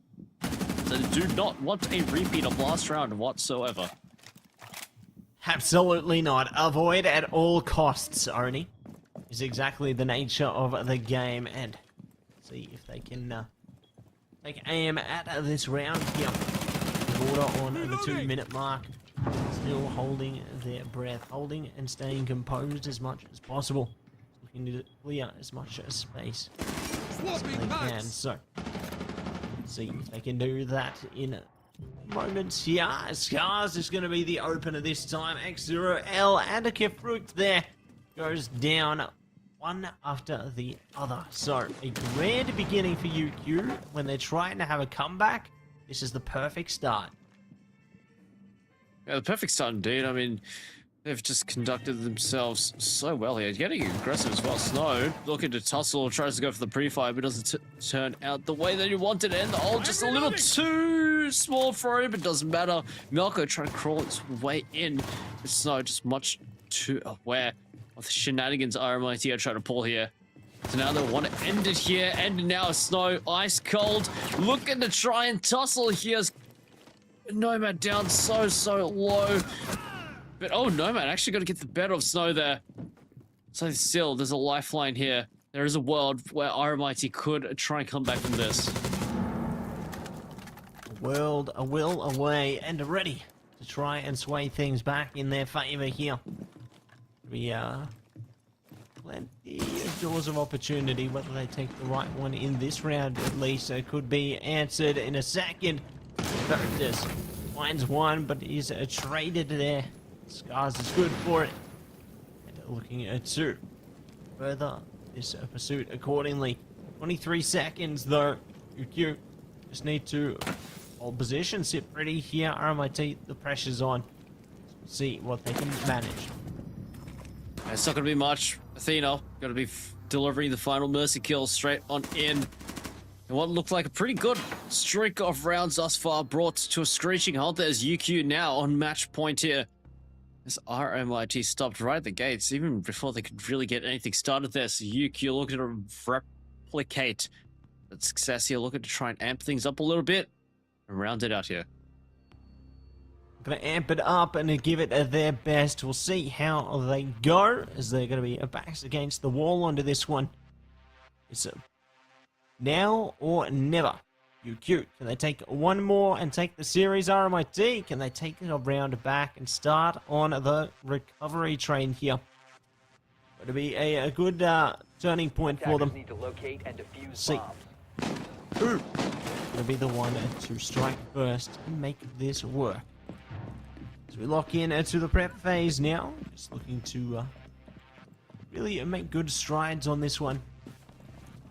See who can find the information sooner rather than later here. Snow, ready to just create the windows of opportunity. Let's see if they can capture anyone on the outside there. Barricades will go up as well. So again, just adding further difficulties to RMIT's lines of sight. Ready to say goodnight to them should they step into the wrong area at the wrong time. But now, though, we say hello to the action phase and hello to the two teams within. This could be the final round that RMIT face here against UQ.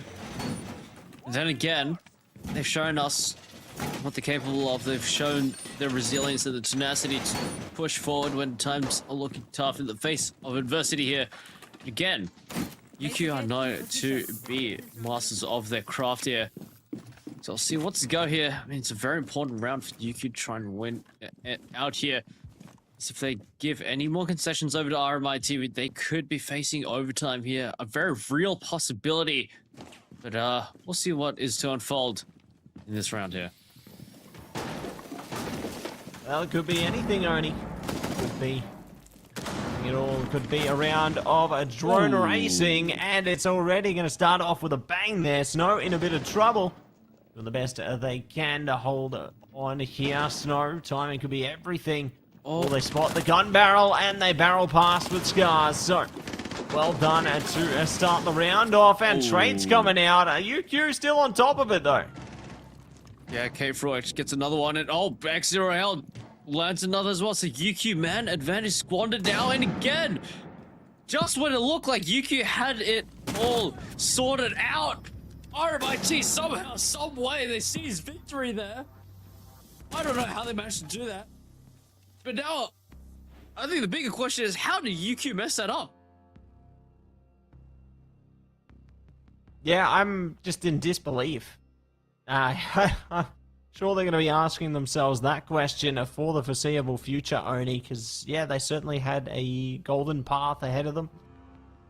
And it seemingly has rusted, or they could get there. So, unlucky this time around, but there's still one more opportunity for them to take it. You know, 7-5 could be the scoreline they're looking for. Or it could be all tied up, and we see a bit of extra play coming through there. So, eager to find out exactly how this round or game will end. Whether one side or the other can make it their stand and take control here and now. RMIT already good information gathering there to have a scope over where the sites are going to be, so can pick and choose accordingly. See exactly what kind of strategy they want to enable in order to find further advantages into the round here. They set their last little bits of prep up. Barricades are going to be coming through there, just making sure to poke some holes through as well, so they can set up for RMIT. But not much time to set up remaining now. Danger imminent. It will be time to begin the action phase. We'll see what's to go here. I mean, this is a very, very critical round for both teams at UQ. So you want one remaining chance to win it out and not force OT here, but RMIT, this golden opportunity presented to you on a silver platter there. This is the opportunity to try and force overtime. So a lot at stake for both of these teams here. So 100% going to be demanded from both teams to try and win it out here. Yeah, lots are going to be demanded, and then some. Will be a great start from Kafrut there. Does find scars, and looking down more information on where that came from. Still, catching one of the very valuable players early on in the piece there. Going to be a dangerous time ahead for UQ. Maybe then some. Still, will be a player advantage staying in favor of RMIT for the time being. That could change just as quick. It definitely could. That's X0L looking to find something. Oh, Snow delivers a double. Just when they needed someone to rise up to try and quash RMIT. UQ, Snow delivers a double. So now they've got a mad disadvantage here with a minute 30 left on the clock. Definitely not impossible here, but it becomes just that much harder. All that much harder, and then some. We'll play to sound of their war drums and get ready to rumble as they find a Kafrut there. So 1 down, 2 remain. XOL sent to hell. No good for the triple ripple. Trying to lock down Lenotus as well. Shield up and AZ delivers. GG, well played. You at the final stretch will find success. So, hard work paid off in the end there, Oni. And it was a hell of a battle, wasn't it? I mean, it took all rounds of regulation for UQ to get it across the board. Overtime, a very real possibility there, but they finally managed to tie it off at the end. So UQ still remained on their hot streak. Yeah, I mean, very nicely done for RMIT. Really gave UQ a run for the money. Hot on their heels basically the whole time. They're going to be very happy with that one, Oni. And I'm sure we're going to be happy with that more where that came from. You know, we got more amazing series right on the other side, around the corner. Stay tuned. We'll get those set up for you. See you soon.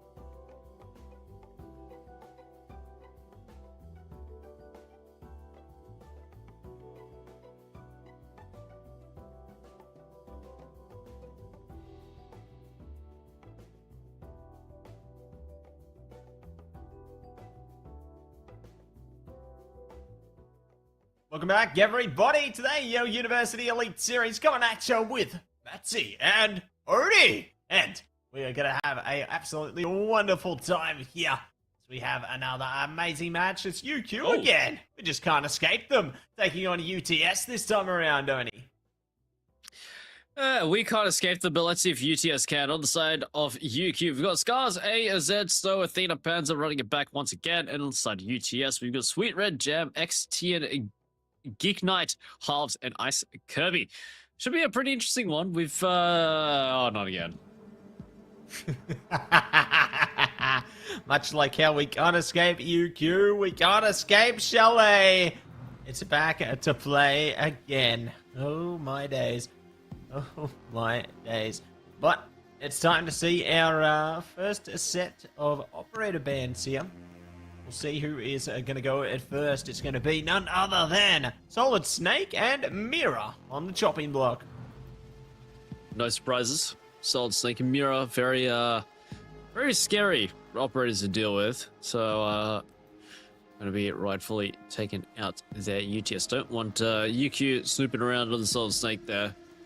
And the next half of the bands soon to follow. Should be a hard breach of some description taken out. Yep, Ace and his army, double A's. The battery's taken out as we've got them all loaded back in now.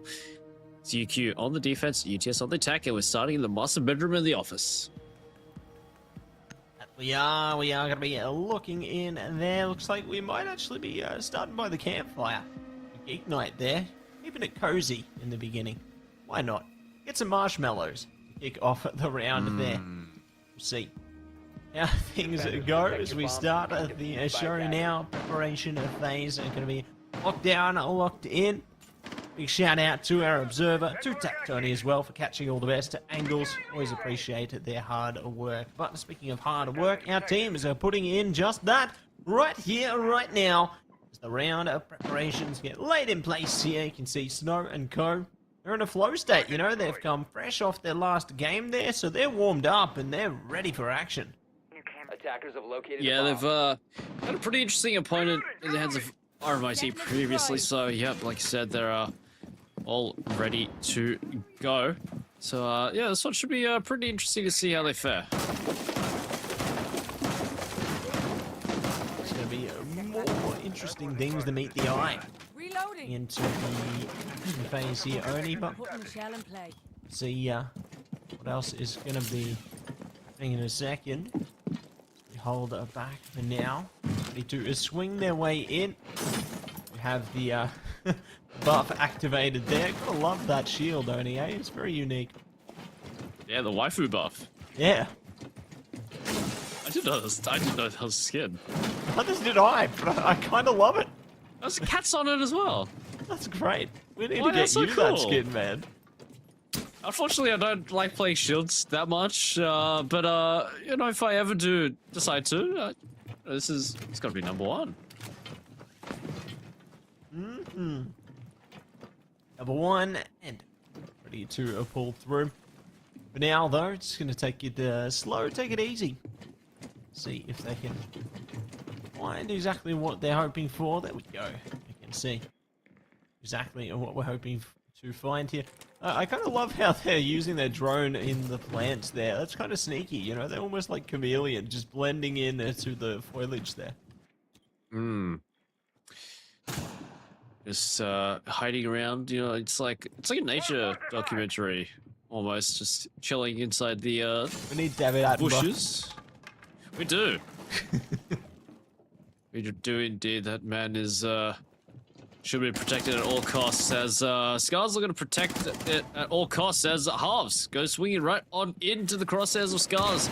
Who's the first to draw blood? Athena. Follow up on towards Geek Knight. So UTS down low, a little bit too slow, but UQ not so much. Going faster and faster and ready to plaster their way ahead. A minute to spare. Who dares to go for this first one? As UQ driving things forward for now, but see if UTS can strike back here. Not much time left on this one, Oni. They've already found one back. No good for it. AZ there Facing a bit of trouble, but hasn't fallen into the rubble just yet. Using the Golden Deagle, and it will succeed. It's Snow again. Not conceding any ground. Ice Curbio, though, will be the one to start it off again. And, yep, they've got the waifu buff, and they've locked it down for 3. Okay, guys. Come on, no more silly business. There's 18 seconds left on the clock as Ice Kirby on a bit of a rip and tearing mission there, but 10 seconds left on the clock. Doesn't seem like it's going to happen anytime soon. As Athena has missed shots, but just stalling for time, and a shotgun straight to the face. Ice Kirby will go down, and UQ will get the first round of this match on the board in a bit of a ridiculous fashion, if you will, a little bit of tomfoolery at hand, but still around nevertheless. Yeah, it got a bit chaotic, a bit higgledy-piggledy, but you know what? They got the job done, so we can be happy with that in one way or another. Regardless, we move on to round 2. Capcan coming out, Rooney. Lots of different operators being locked in here, and see how things go once we start the show here. I'm going to see plenty of different spawn points, and I'm going to see all different lines of preparation being locked in here. But time for the shields to come up, barricades to be pushed through. UTS nice and quick to locate the sites as well. They're going to be good for that, so nice to use the drones there, can lock them into some positions as well. See how things go. They hold it back for the remaining 20 seconds here. Barricade's going to be coming up nice and quick.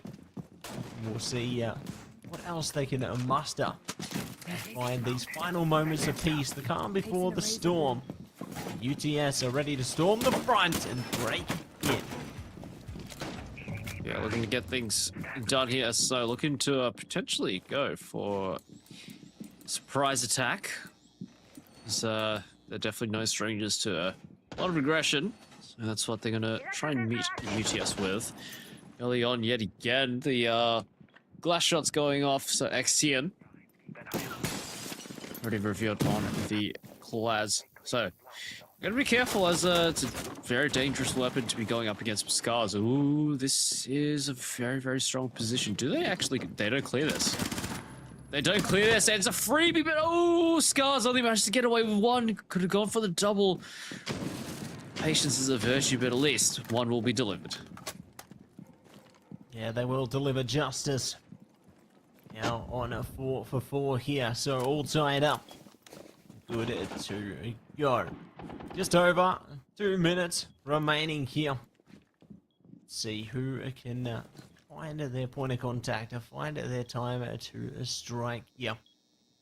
As we hold back and get ready to go here. Just going to be peeking around the corner. Good spot there. Halves are trying to put their enemy in half there, but not going to be able to lock it in. That was a close one, wasn't it? Yeah, a bit of a haircut given. Just fell short of the mark. UQ is still relatively stable for the time being. Sweet Red Jam keeping Overwatch over the mezzanine area. The Kali, but oh, Panzer does actually go down. Halves does manage to find the frag that they're also looking for, but just can't deliver the finishing blow. But Xian does get taken out by AZ. So UTS, the man disadvantage. Sweet Red Jam also goes down as well, without really much opportunity for a res coming in through there.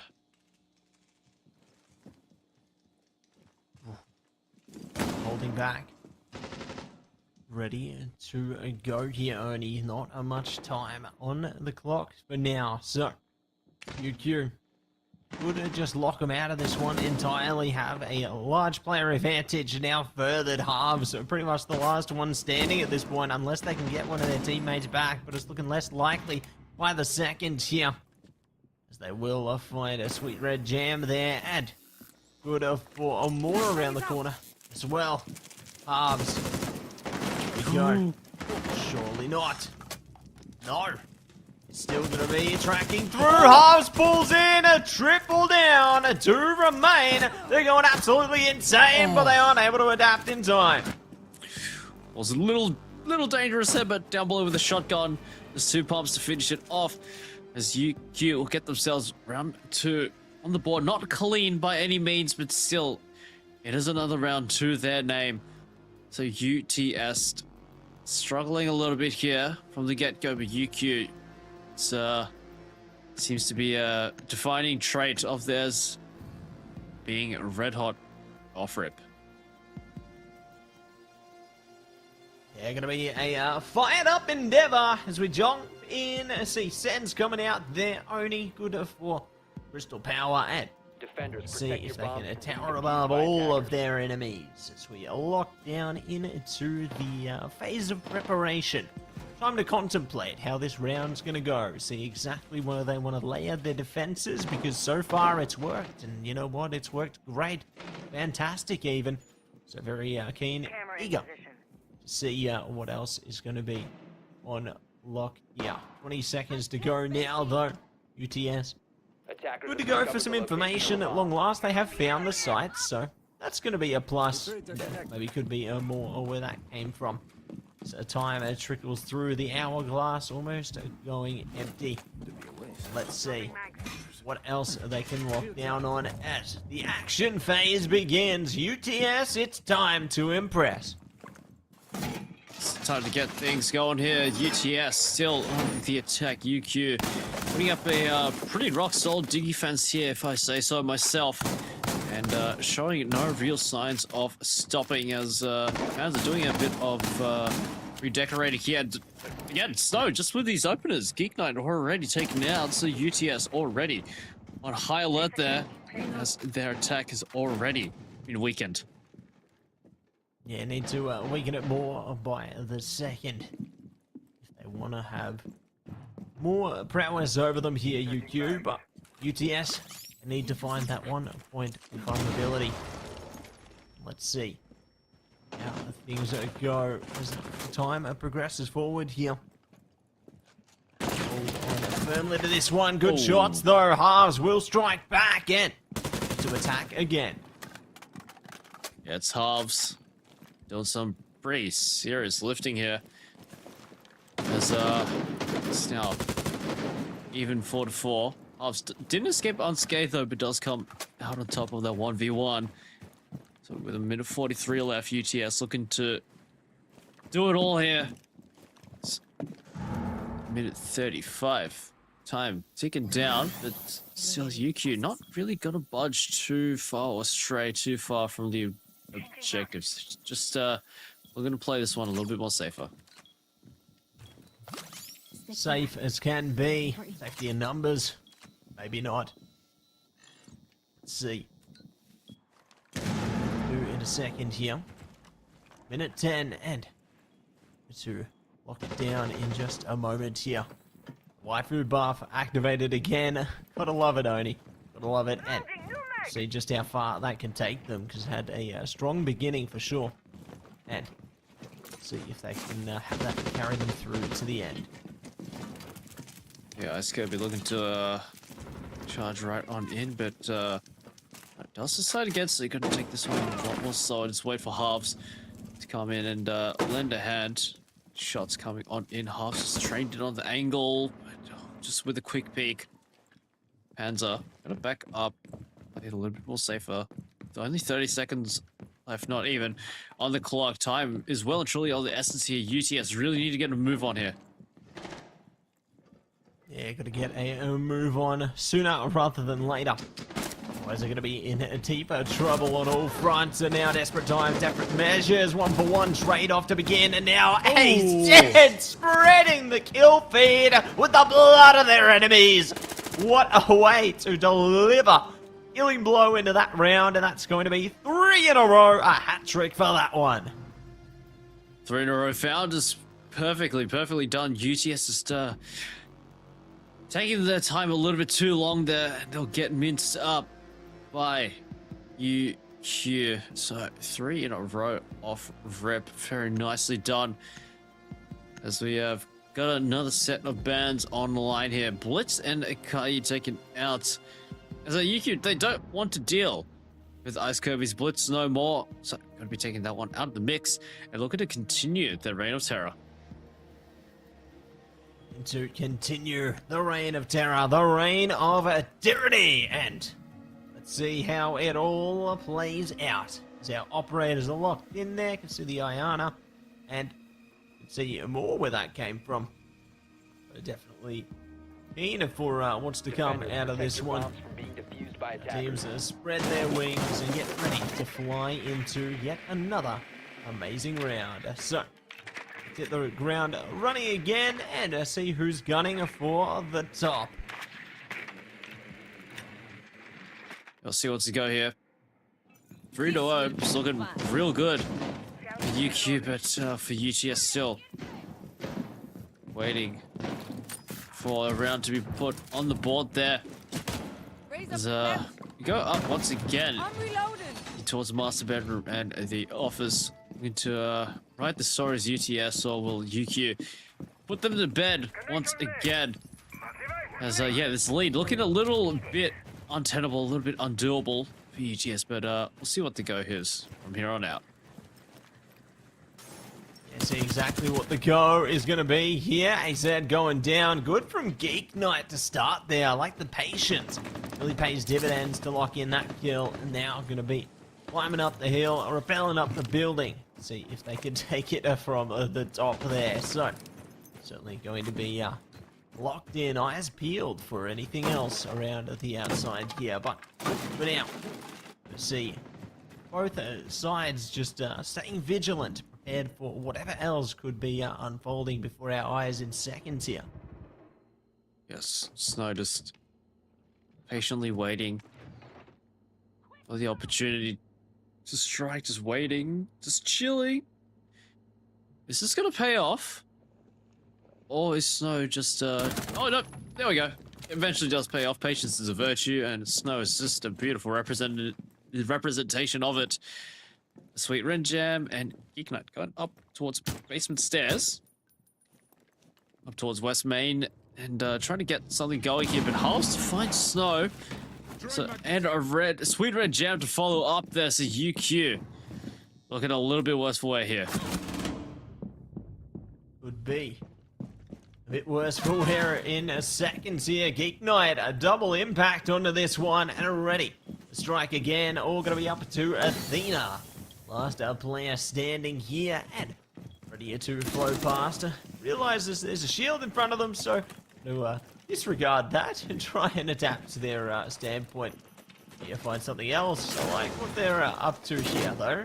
They try and absolutely destroy that shield, but not today. Halves will be able to keep them in play and take it away. So, Oni, at long last, they're on the board. They've broken the streak and now have a claim of their own. Yeah, they got it done very nicely. Clean round from UTS there. So they've got themselves on the board. But again, not on the clear just yet. UQ still have the advantage. They still have more rounds posted on the board. And we know for a fact by the previous series that should UQ lose one, they'll bounce back even harder next time. So UTS got to be strapped in ready for this one. Attackers need to locate and defuse as many bombs. Wrapped in, ready to go, and it's gonna be time to get this one underway. Sites have been located basically immediately, so UTS, they're locked in after that last round. They're keen, boots on the ground, ready to storm in, and certainly excited for whatever else will be unfolding here. We hold back. Time being, yeah, last moments of preparation here, and see else is going to be unfolding now. Seconds remain. Preparation now come to a close. So let's get ready for this action. Time to make some traction. I'm reloading. Action attraction is the name of the game right here. UQ. They're definitely bringing the action, but it seems like UTS have got the traction now. They found one on the board. Looking to build upon this momentum as, oh, hello, okay. Just gonna run right across the screen as XTN already a little bit of a jump scare, if you will, but AZ just chilling. Does spot out one outside the library windows. Just trying to thread the needle there, but no frag's going to be presented that easily. They're not going to be getting it into that easily this time. Maybe next time. See how things go in a second, though. AZ locked in as ever and ready for whatever else could be laying in wait for them. See the patience very thin for both sides here. Almost sneaking in a closer one there on a tight angle, but not able to get a stranglehold on it yet, Oni. No, definitely not. Still relatively even, but I mean, Ice Kirby down pretty low, so still stuck outside of that library window. I mean, AZ still wants to fight it. This is good though, keeping up the pressure to keep Ice Kirby from jumping in and getting that space. So it's very nicely done from Yuki to keep UTS at bay, to try and control the tempo, control the space. They can take their Panzer down below as well to potentially offer some assistance as well, open up a whole new angle to work with there, but a minute left on the clock. Still no major strides here from UTS just yet. Ooh, big shot. Halves goes down. AZ first on the board there, and now it could be lighting up once again. Snow will go through with that one. So 2 ahead and maybe more to follow. UTS need to find a way to strike back and quick smart, otherwise they are going to fall apart one player after the other. Shots over the top there. Shield, though, will mean it yields little to no return. Snow in a bit of trouble as well, though. And Oni, this one's heating up by the second. This one is still stuck on the outside, and as XTN will go down, just trying to hide by the shield, not to be. Scar's gonna rip off the head of Ice Kirby as well. So this round all a bit wrapped up here, unless Geek Knight can present something absolutely miraculous, but not to be. Athena gonna strike them down there as UQ, like I said, back into their winning ways. We'll be back on top there, widening the gap to 3, and ready to break in with more on the final round of the half here. UTS, can they bring it back and turn it to a 4-2 scoreline, or will it be 5-1 favoring UQ? All comes down to this here. All on the line, and ready to see who will find their victory right on the other side of this. But it is going to be all operators are locked in here. Everybody is ready to step to action. We're not quite at the action phase yet. We got preparation phase first. So we're going to see some barricades, some holes being created there, and some gadgets to keep things fancy. Yeah, still got a little bit to get through first before we do get to the action, Mr. Matzy. You know, like I've been saying, patience is a virtue, and that does apply to you as well, Mr. Matzy. It's only a few seconds. You can wait. No, we need it now. Right here, right now. That's it. But we're gonna take it 1 second further here. So preparation will reach a close, and it's time to open up to the action phase. Things start to heat up. But who strikes first? All going to be tested in moments here. UTS, though, going to take it slow and easy. Do have drones, though, so they can try and zone out some more of those close angles before they look to make motion towards one side or the other side of the building here. Let's see what's go here. As it looks like UTS might go for a approach from the bottom. We can try and bust through the car garage there, but Snow just hiding around the corner as well. A spot out the Monty, looking to try and zone him out with a lot of utility and fire. Kirby again down to just a sliver of HP. Very nicely done from Snow to add some more pressure As AZ added pressure as well. They got a bust right on in as well. They didn't turn around. They forced straight into a crossfire death trap. It's way too aggressive there. They'll pay the price for it. As UTS will bite back 10 times harder. So far, so good for a UTS here. Player advantage and looking to layer it forward even more. Minute and a half remain here for UQ. UTS haven't managed to get any plans through yet, so defense is still holding firmly for the moment. That can very quickly change though, especially if they try and overwhelm in numbers here. Be everything they want and more. But we'll see what else is in store now. Oh, looks like some phone calls are coming in, Oni. Ring, ring, ring, ring. Who is it? I'm not sure. It seems like they've got their caller ID hidden, but if I had to take a guess, it's a potential round victory here for UTS, as they've got the man advantage, 4 players alive, no less. I mean, UQ not gonna go down that easily. Scars just around the corner. Sweet Red Jam looking to catch up on the cross. Not going to be found that easily. Scars goes aggressive, tries to find it, and evens it back up. 2 to 3 are looking for more. Ooh, and they will find another back. 2-for-2 situation now, all tied up. Things looking a bit uncomfortable. UTS need to lock back in, otherwise they could get left behind. And halves goes down, and more. UQ pull it back from the ashes, and will go ahead with gold. 2 versus 4. I mean, that's all it took. Just 2 members of UQ to thwart the attack of UTS at 5-1. I mean, the half is over now. It's a brand new half. My God, what a performance from UQ. Stabilized, even in the face of adversity there. But it is a new half.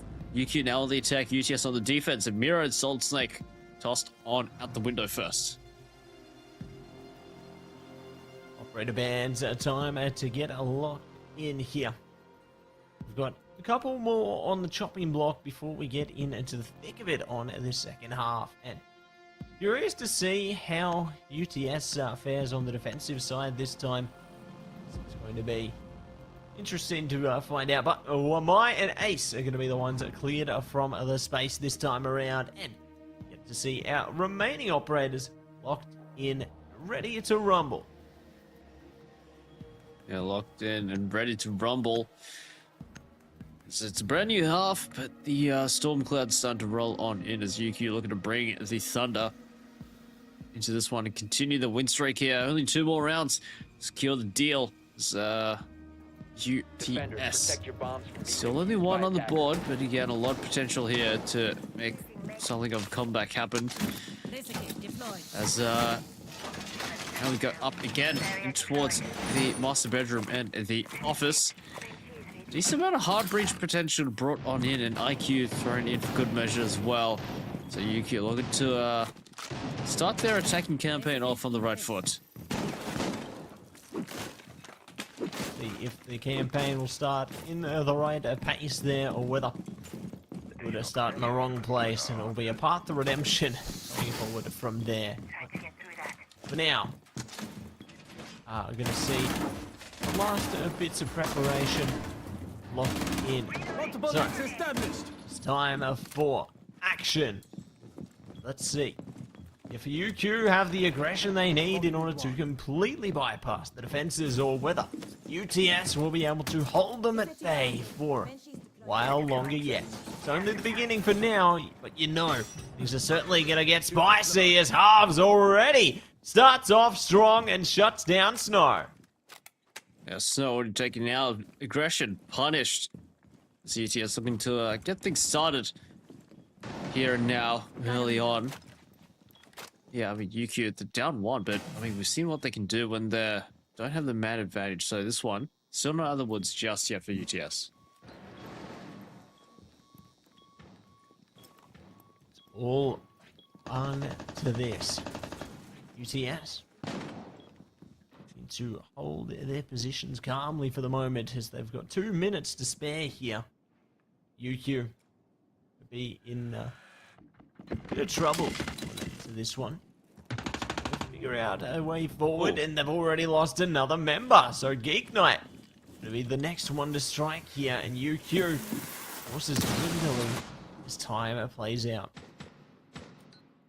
Yeah, I mean, time is of the essence as well, but so is the amount of members you got, and it's 3v5 deficit. The UQ are going to have to deal with here, try and find something to get things going. He has, yeah, it's not really getting started on the right foot here for UQ, as seems like every single turn they're met with a lot of aggression from UTS, and yeah, nothing really going the way just yet, but with a minute, still time to try and work something out here. So we'll see what to go in the remaining seconds of this half. Yeah, a lot could play out in these remaining seconds. You've seen UQ play things out against the odds before, you know, 2v4, they got it done, but 3v5, will they be able to stay alive? Already finding a 1 there, so a good start. Isa, Kirby are down. Kirby falling up, AZ in a bit of trouble as well, taking a bit of damage around the outside, but it's Panzer again doubling down. Trade back from Harbs though, still gonna have the player advantage, and then some. Athena gonna be the last one standing in a 1v3 here. Do what they can, maybe make some calls of their own, find the information, find the source, see if they can expunge their enemies before their eyes, but no, Harves locks it in again. UTS come out on top there and are gonna be absolutely chuffed with that. Absolutely chuffed indeed. 5-2. Very nicely done as UTS say get things started nice and easy. But UQ still yet to really get warmed up on attack, but make no mistake, UTS, UQ could strike at any moment there, but this is boding very well for UTS to try and make something here. Still 3 rounds to make up for, but definitely not impossible. Anything's possible. Anything Defenders, protect your would bombs from be being defused by attackers. reality. Well, you know it, but see how things swing together as we jump in to round number 8 now. UQ is still ahead by 3 rounds there, but UTS certainly doing a great job to find another round back. This could be the first of many, or it could be one and done. See how they fare coming forward into the round in question, though. UQ going to be doing what they can to set themselves up for success on the attack there, but UTS will do what they can to set up the best defense possible. So, speaking of preparations, now have been laid down, it's time for the action phase, and I'm keen to find out who pull through this. I'll see who'll prevail in this round. UQ, are they going to make this match point here, or is UTS going to keep things rolling along? Halves looking to deliver some initial pressure there. Scars escaping pretty nasty off HP damage there. 2 minutes 30, still plenty of time for UQ to keep things rolling here. Pretty interesting comp brought in Grim, finally thrown into the mix there to cut off those rotations. Scars will find Sweet Red Jam. And a bit of a jump scare, I must say, for Sweet Red Jam, big and down below, but at least they have intel. And the basement has been compromised. Yeah, basement's been compromised. And maybe a lot more spaces in moments at time here. But for now, it's going to be taking it slow, a bit easy here. Push around the corners, see if they can calm things down. Still got plenty of time to prime up, though. Could spot one around the corner in a second. Not going to get that information yet, but the suppressive fire certainly giving things away. There's a few shots sent out range to let UTS know that they're not going to get away with this too easily, as especially not since UQ now have the man advantage as well.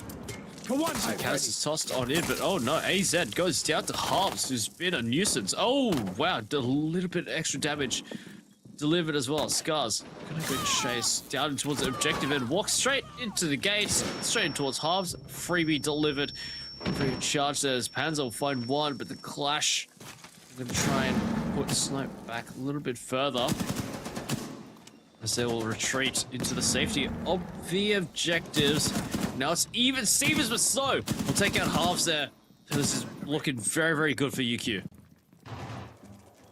Looking fantastic, even. See just how fantastic it's going to be. As we hold back for the last possible moments here. Player advantage still for UQ. To use the drone to their advantage. Uh-oh, could be a problem. Maybe not. We'll get away from it, but Fire looking to come out and see what else can be on the other side of that. It's 20 seconds and a dream. UQ need to lock in sooner rather than later, otherwise the round's going to run away from them. Geek Knight already finds Snow, but the Fuser looking to go down here. No, Panzer taken out. This is a large comeback from UTS, but Athena finds one back here. Needs to lock in on that diffuser, but no! Geek Knight saves the day! The Knight in shining armor, and they find Divine Justice. So hold steady, just with a whip on the Berry 9. With a nice swift headshot, UTS. Got to strike right on back, 5-3. They're closing the gap. They're closing right on in onto UQ. They still have the advantage, but it's decided to disappear a little bit faster than they would have liked.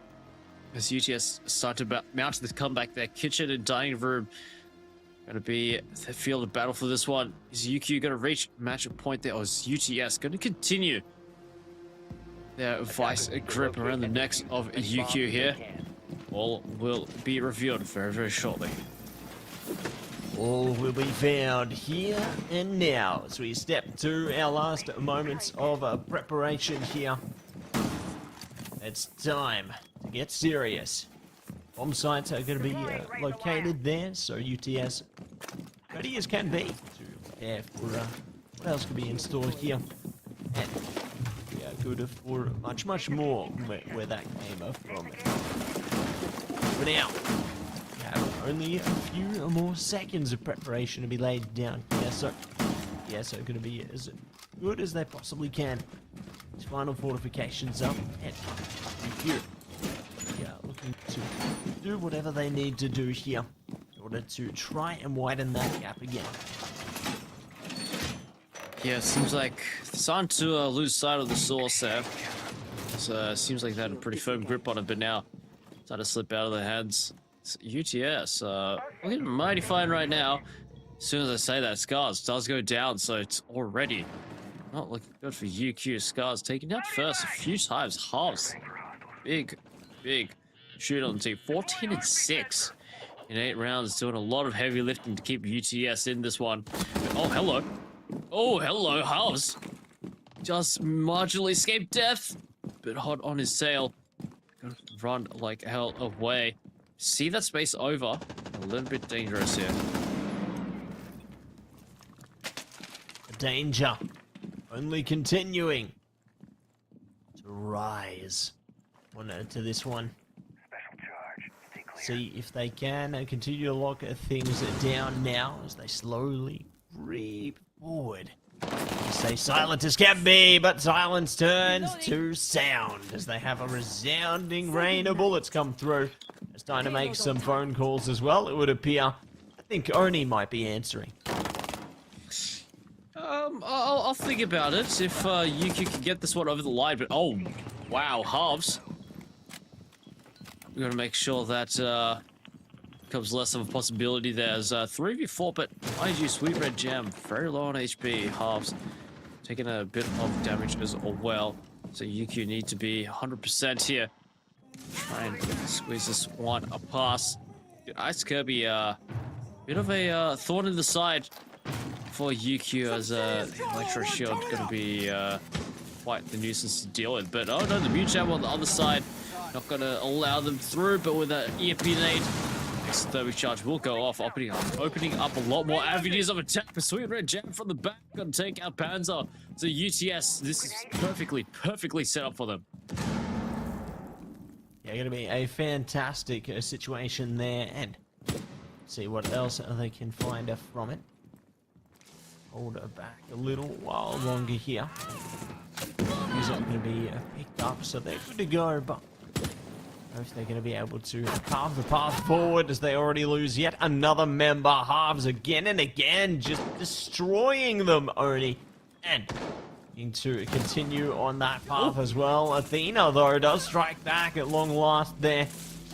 Taking a trickle of damage by the second as well, so they have more problems rising up, it would appear, with no way around them. So, time runs its course. We will set sail towards round number 10. 5-4 on the scoreline. This has been a huge comeback. Yeah, I mean, well, truly, a monumental comeback coming on from UTS. Only one round. Split them apart from 5-1, now to 5-4.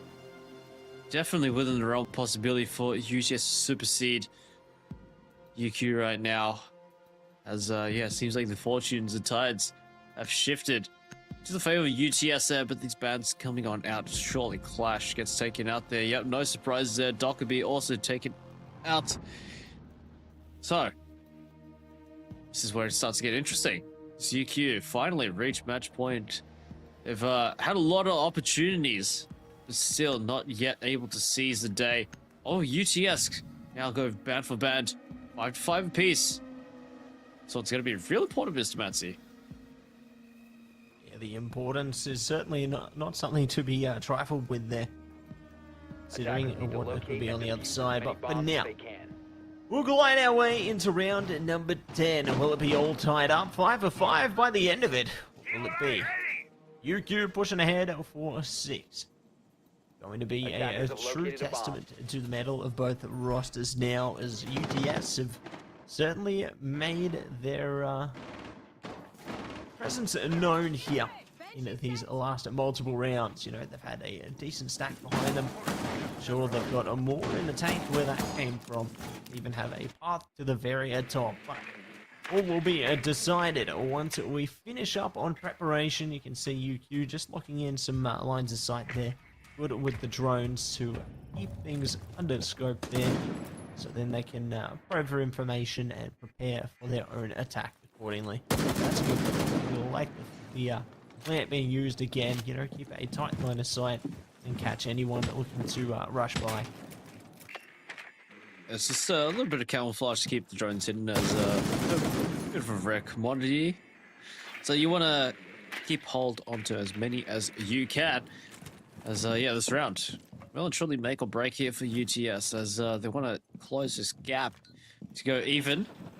It's UQ already breaching pretty deep in towards objectives, closer and closer. They're getting here, and it looks like Rora got to be blocking off those sight lines. So Snow only got to be worried about the half wall there. So taken out. 22 minutes left on the clock as UTS already under pressure, frozen in place as Ice Kirby gets taken out by Scars. Now UQ've got the man advantage.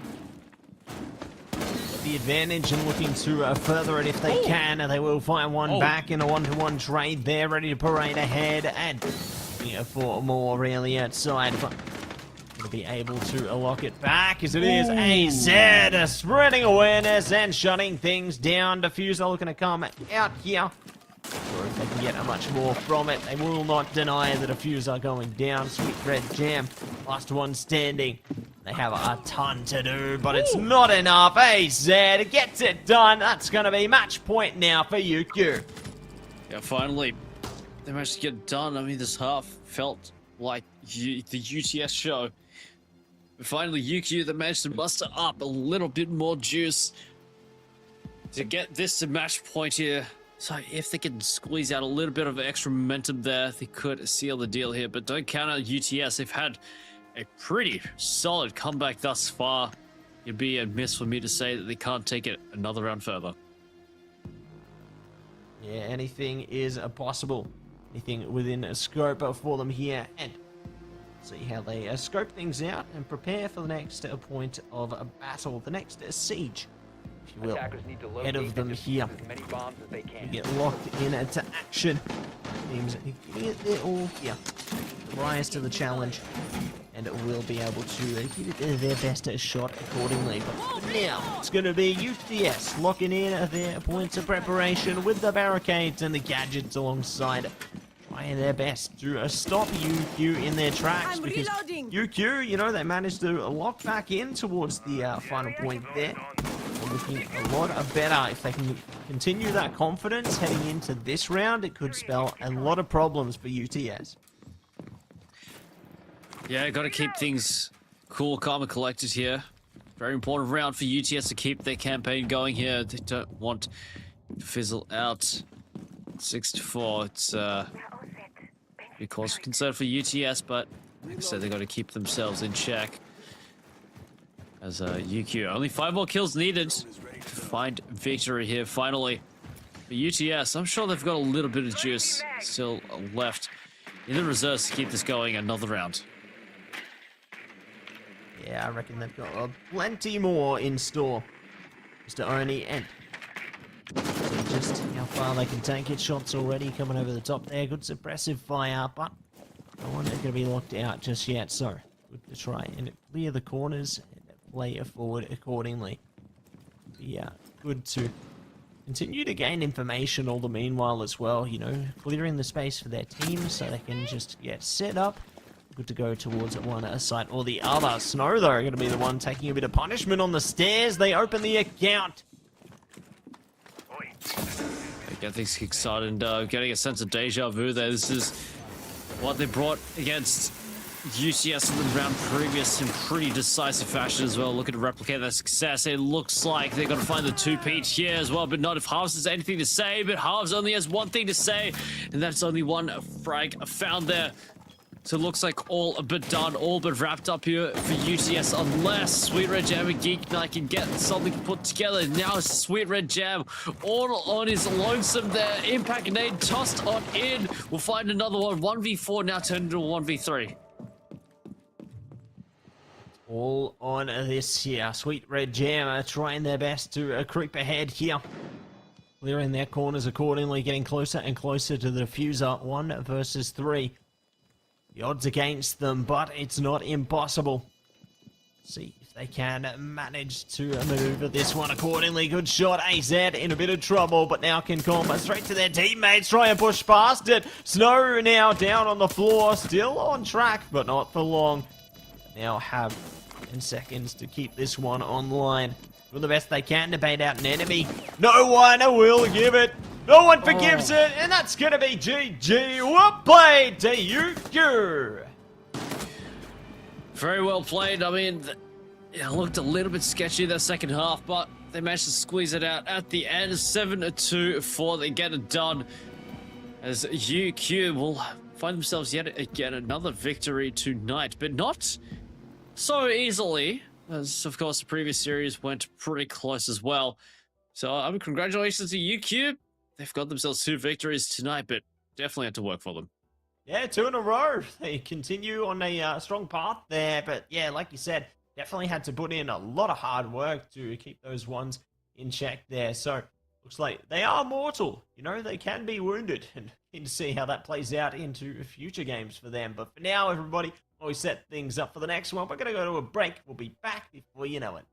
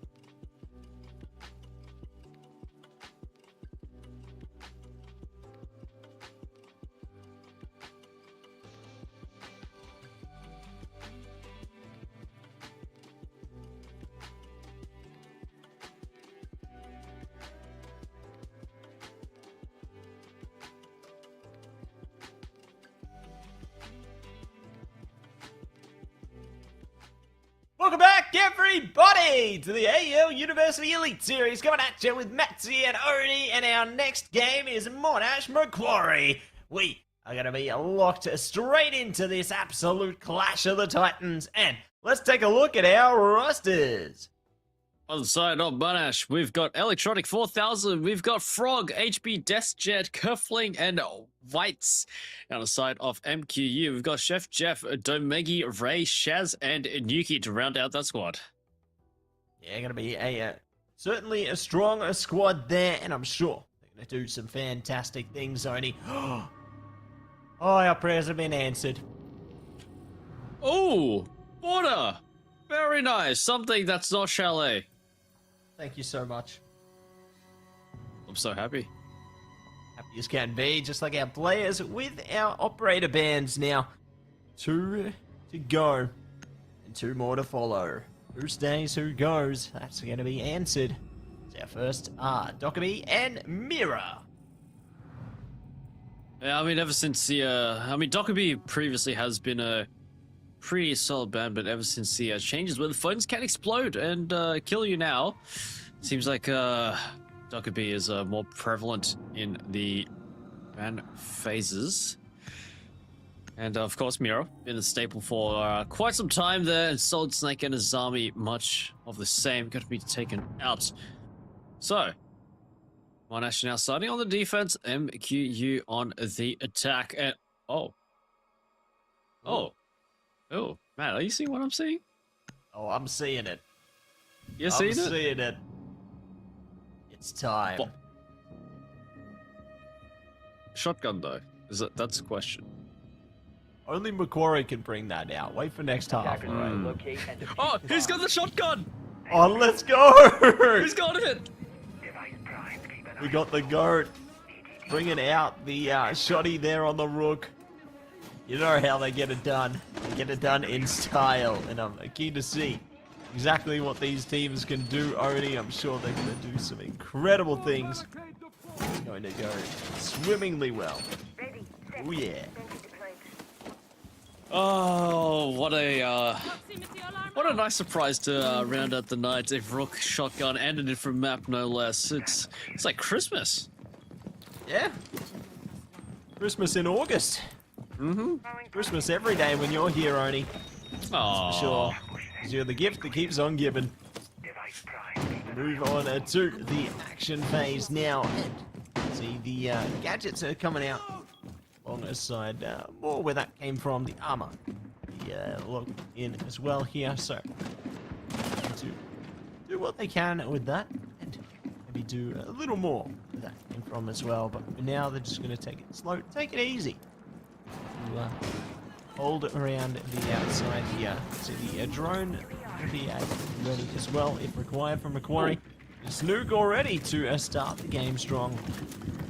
so the game strong indeed, already barrel rolling his way into the depth of the B site as Ray scouting ahead with the Iana holographic projection. As it looks like most of the B side, well, pretty much all the B side has been cleared on out.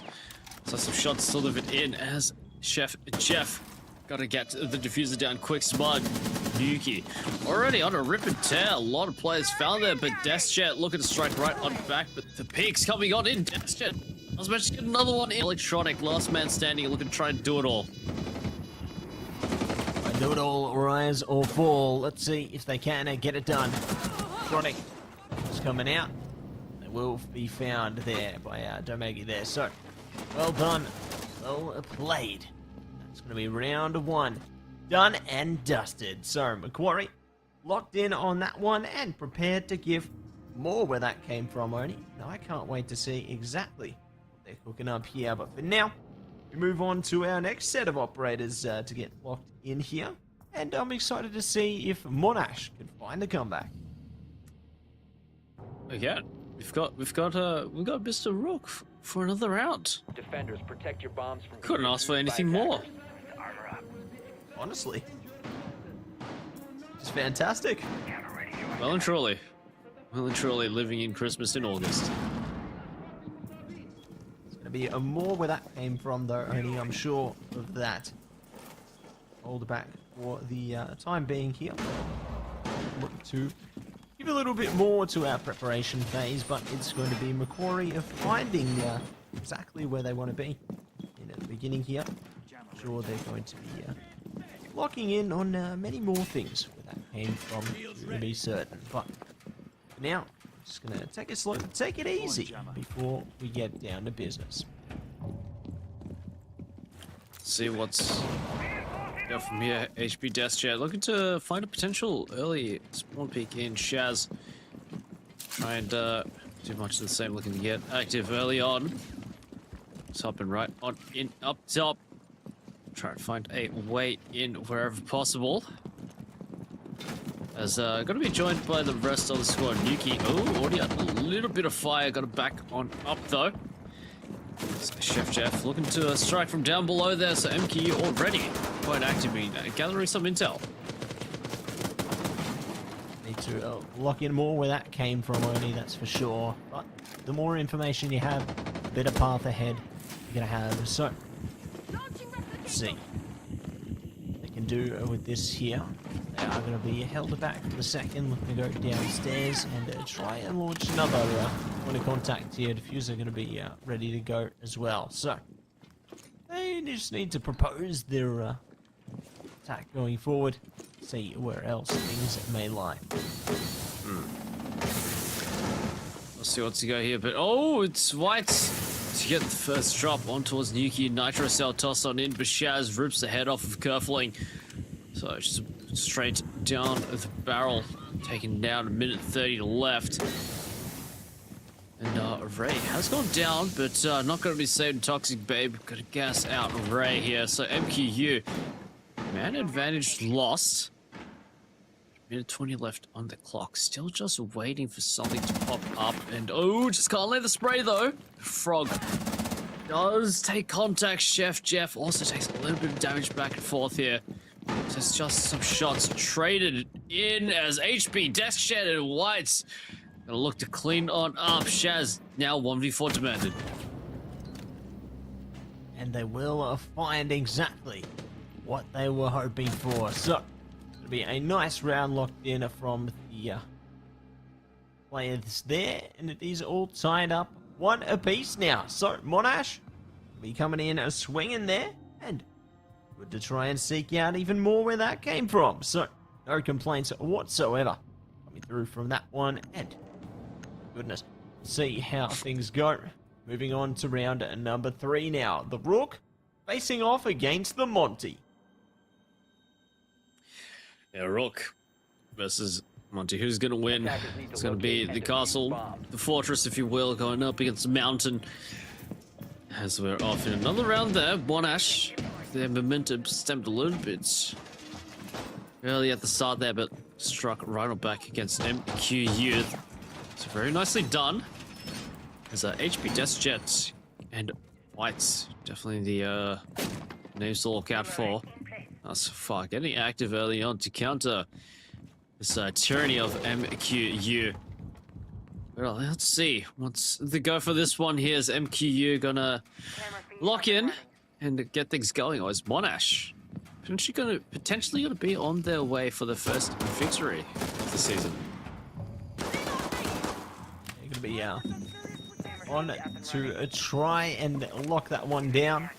Obviously, it's been a strenuous season so far, but there's always hope. There's always possibilities. Today could be their day, but all will unfold as our rounds progress here. So step to action. No one getting into too much traction yet. They are taking advantage of the Rook there. A lot of Kevlar across the majority of the Monash squad. So looking good for them for the time being. See how that affects them going into the rest of the round into the future. But for now, it's going to be a calm slowness to the round as it goes on. Yeah, it's pretty chill, pretty zen, just a tempo change from the rounds previous. So Electronic tries to go for the peak, but Shaz gonna be besting him there. So calm before the storm. Now the storm's starting to approach. There's New gonna take out Kerfling. As MQU slowly but surely delivering the stranglehold right on in. Vite's taken out. Nuko's big, doesn't land the double of a frog. Tries to go for the repeat. Not going to happen. Chef and Jeff going to finish him off. And now 1v4. Now down to a 0-4 as MQU. They amp it up real quick and they find themselves round number 2 on the board. Round number 2, pulling her through there for Macquarie. Going to be happy with that. And locking into our last set of operator bands for the remainder of this half. So, who stays, who goes? Seconds will dictate that. Well, looks like a few less, as they may come to a decision quicker. It's going to be Ace and Capcan. See you later. Ace and Capcan taken out. As yeah, they don't want to deal with those EDDs. They want to keep their ankles intact. So we go again, yet again. As we go down below into the ventilation and the workshop. So a lot more space for Monash to work with here, but that alternatively means there's a lot more space for MQU to hold on to. Should they continue this win streak that they're starting to develop here. So yeah, let's see what's to go for this one. As it seems like HP Desk Chat has somewhere to be real quick. Yeah, they got places to go. Places to be, but see what is it going to go on second here. They wait patiently to this to have the sites located nice and quickly, so that's good for Macquarie. And see if they can lock in on those with not just their drones, but boots on the ground once we step to the action phase here. Monash now set their last moments of preparation, last barricades, gadgets, the works, locked into this one. Now, gates are open. Let's see who can take the win. Let's see what's to go here. Castle brought into the fray as well to keep those barricades up and keep MQU from just tearing down the wall. So yeah, Monash don't want to see that as a possible reality. As we go again into another round here. A lot more brought in terms of the soft breach and of course a Finker to deliver that much needed speed and health boost. So we'll see what's to go for this round there. And oh, carefully, oh, pretty. Funny. Love to see it, but it is going to be Alibi targeted by the Deimos player there. So we'll find a frog going down. Shaz on the trade from Electronic, so good for them. 1-1 to start it off. We'll see if anyone else will be around these corners as well. Hold back, ready for a breach here. Try and capture some information all the meanwhile. One spotted though, Nuke can take out Whites. So already MQU deep in towards the objective, but HP Deathjet looking to hit right on back. But Chef Jeff retreats back to the bathroom to keep watch over the angle. Deathjet again, just on a 10. Does find Nuke as well, but Dome just waiting. Oh, does spot the shoulder. And just trained it on the angle, just trying to peek right on in, but forced into a nasty crossfire. It's just Chef Jeff to do it all. This 1v3 clutch. Oh! Oh, and they will get it done, Oni! Triple threat! There's no sense of regret. They will absolutely wrap that one up neatly into a well-rounded gift. Just presented to them right on a silver platter. I mean, it was just like shooting fish in a barrel. Chef Jeff just cooking them alive. 3-2-1 now. As MQU, yeah, they're really not letting their foot off the gas. They want to take this from 0 to 100 real quick. I want to wrap this up as soon as I can, but still, a few more rounds left in this half.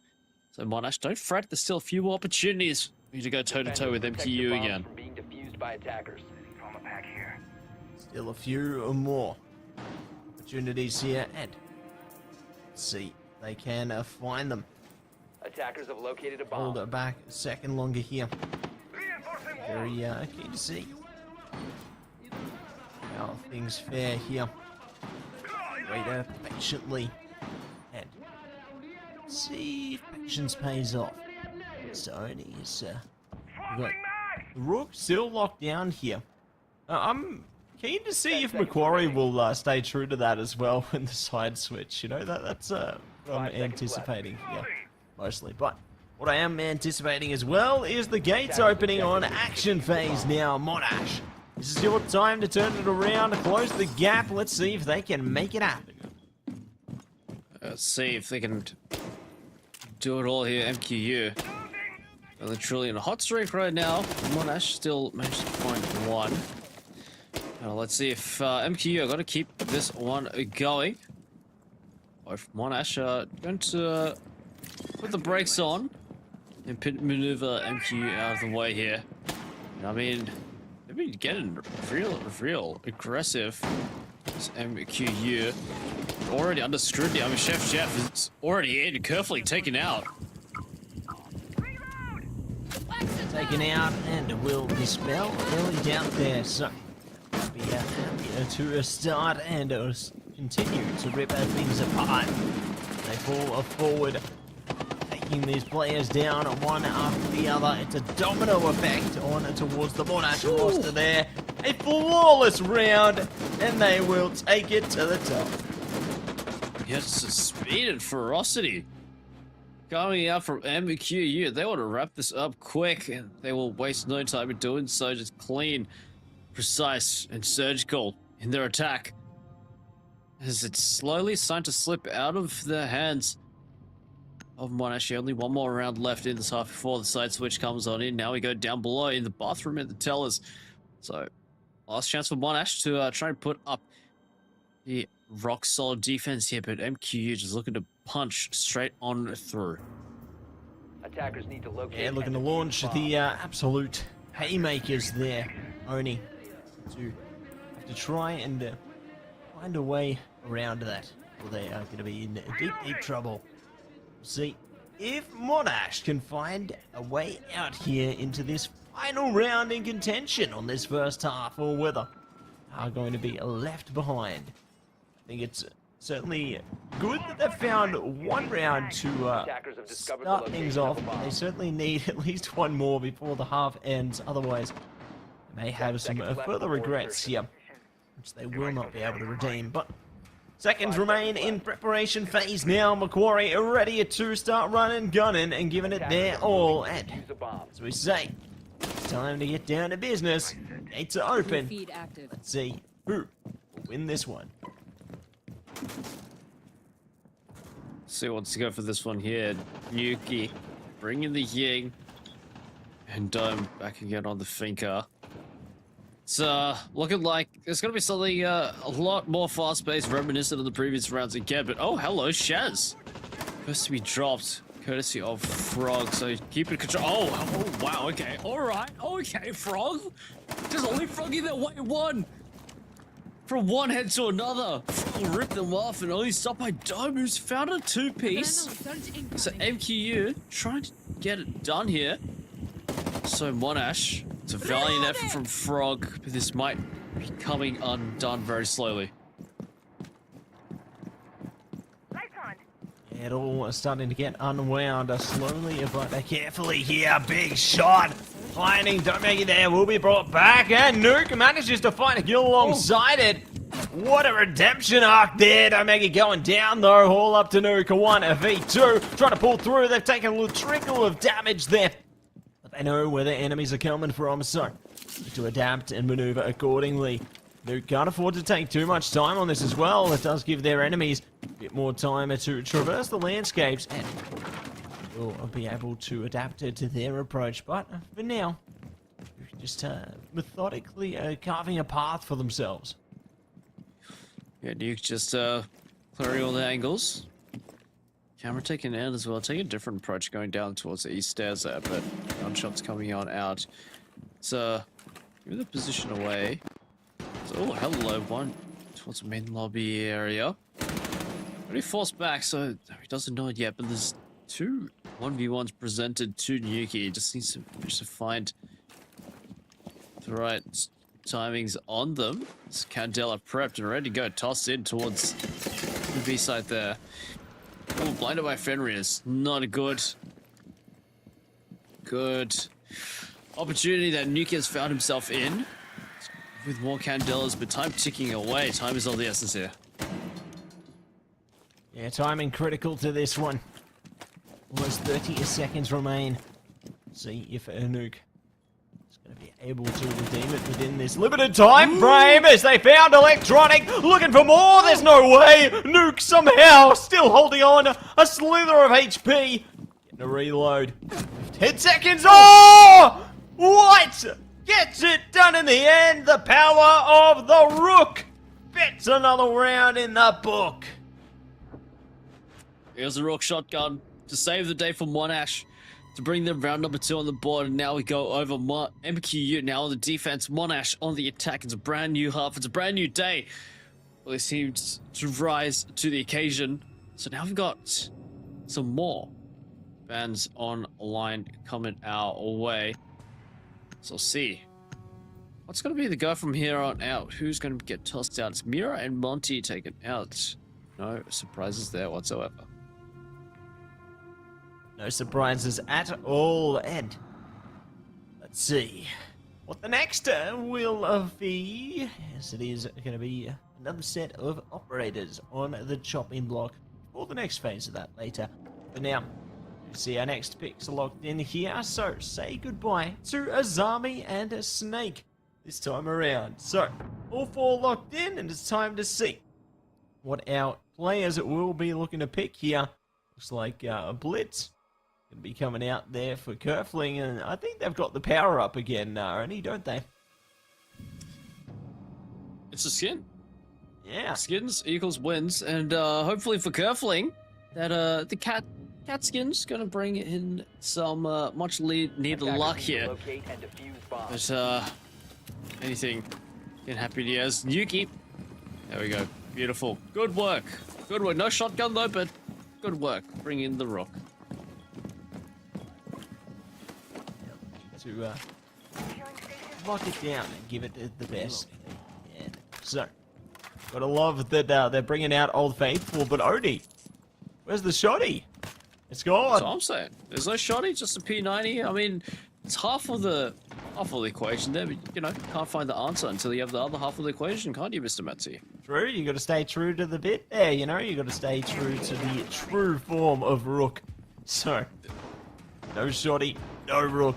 But that's alright, I'm sure Nuke's gonna try and get it in the book here. You have Doc alongside them as well, so certainly interested to see how their composition plays out for them. Moving in to round number 7 now. Macquarie still on top for the time being. Will they be able to bolster that on their defensive side? Or Monash continue to bring some tenacity to the clash? Will be found as soon as Nuke already finds the first, bursting in with confidence. Peeks right on in as Chef Jeff finds another, and looking for more as well. Shad's got double peek right on in. And literally the round has just started, but now Monash down to just 2, and now 1 has, oh my goodness, MQ are just as ferocious on their attack as they are on the defense, but carefully we'll find 1 and another. Just gonna be lining them up and taking them down. 1v4 now, down to 1v2. Does catch a pretty decent chunk of the Nitro, but Nuki tied all off, gonna come peeking right on in with the P90 to get it done. It's round number 5 in a pretty quick succession for MQU. Yeah, well done to them and theirs. They're gonna be very happy to take control of that round, Mr. Oni, and looking to see if they can capture yet another in their favor. So we move on to number 8 now. Gates are open, we're good to go, and let's see exactly who will make the first stand into our round of preparation. Attackers need to Lock locate in on the preparation phase now. Monash got the drones in play, they're ready to gather information and see what else they can do. Macquarie will be locked in on their defenses though. Sites have already been located, good for Monash, but Macquarie to be phased by that whatsoever. New camera feed up and running. 2 to 5. It's a bit of a dire sign for Monash as, again, only a few more rounds left for MQU to take out the series, and if they're playing with as much ferocity as they have been, this might be over in an instant. I mean, Yuki's already tearing down the barricades, so I assume gonna go for a run out. And Shaz potentially Attacker's doing the objective same is to bit. defuse a Seems bomb. like that's gonna be the case, but Yuki just waiting. Take a very aggressive stance as well. Ray also joining in on the fray as well. Oh, the outside window being popped on open. So gotta be really careful about where you stray. Otherwise, you might sway the other way, but we'll find out if they're going to be led astray. So they look to set up another play. Angle locked in, and Frog locked out. A good knockdown there. Even going out to secure the kill. Why not? Oh, they're very keen on that one. That's for certain. So, Macquarie are going to have a quite confident start, and looking for more where that came from. Monash doing the best they can, play around the corner. They will find Chef Jeff, but that's a one and done. Shaz finds the trade. The trade comes on in. As a SMG-12 gonna rip and tear. And now match point for MQU now. It's been a relatively smooth endeavor for the team. Now we go down below to the ventilation in the workshop there. MQU, look at the stage. Lost defense here, but Monash, I mean, it's their final stand there. But looking to take this one round further. One round further. See if they can lock it in here and now, or whether it will Attackers need be to locate and defuse bombs. locked away. Back here. Never to see the light of day again.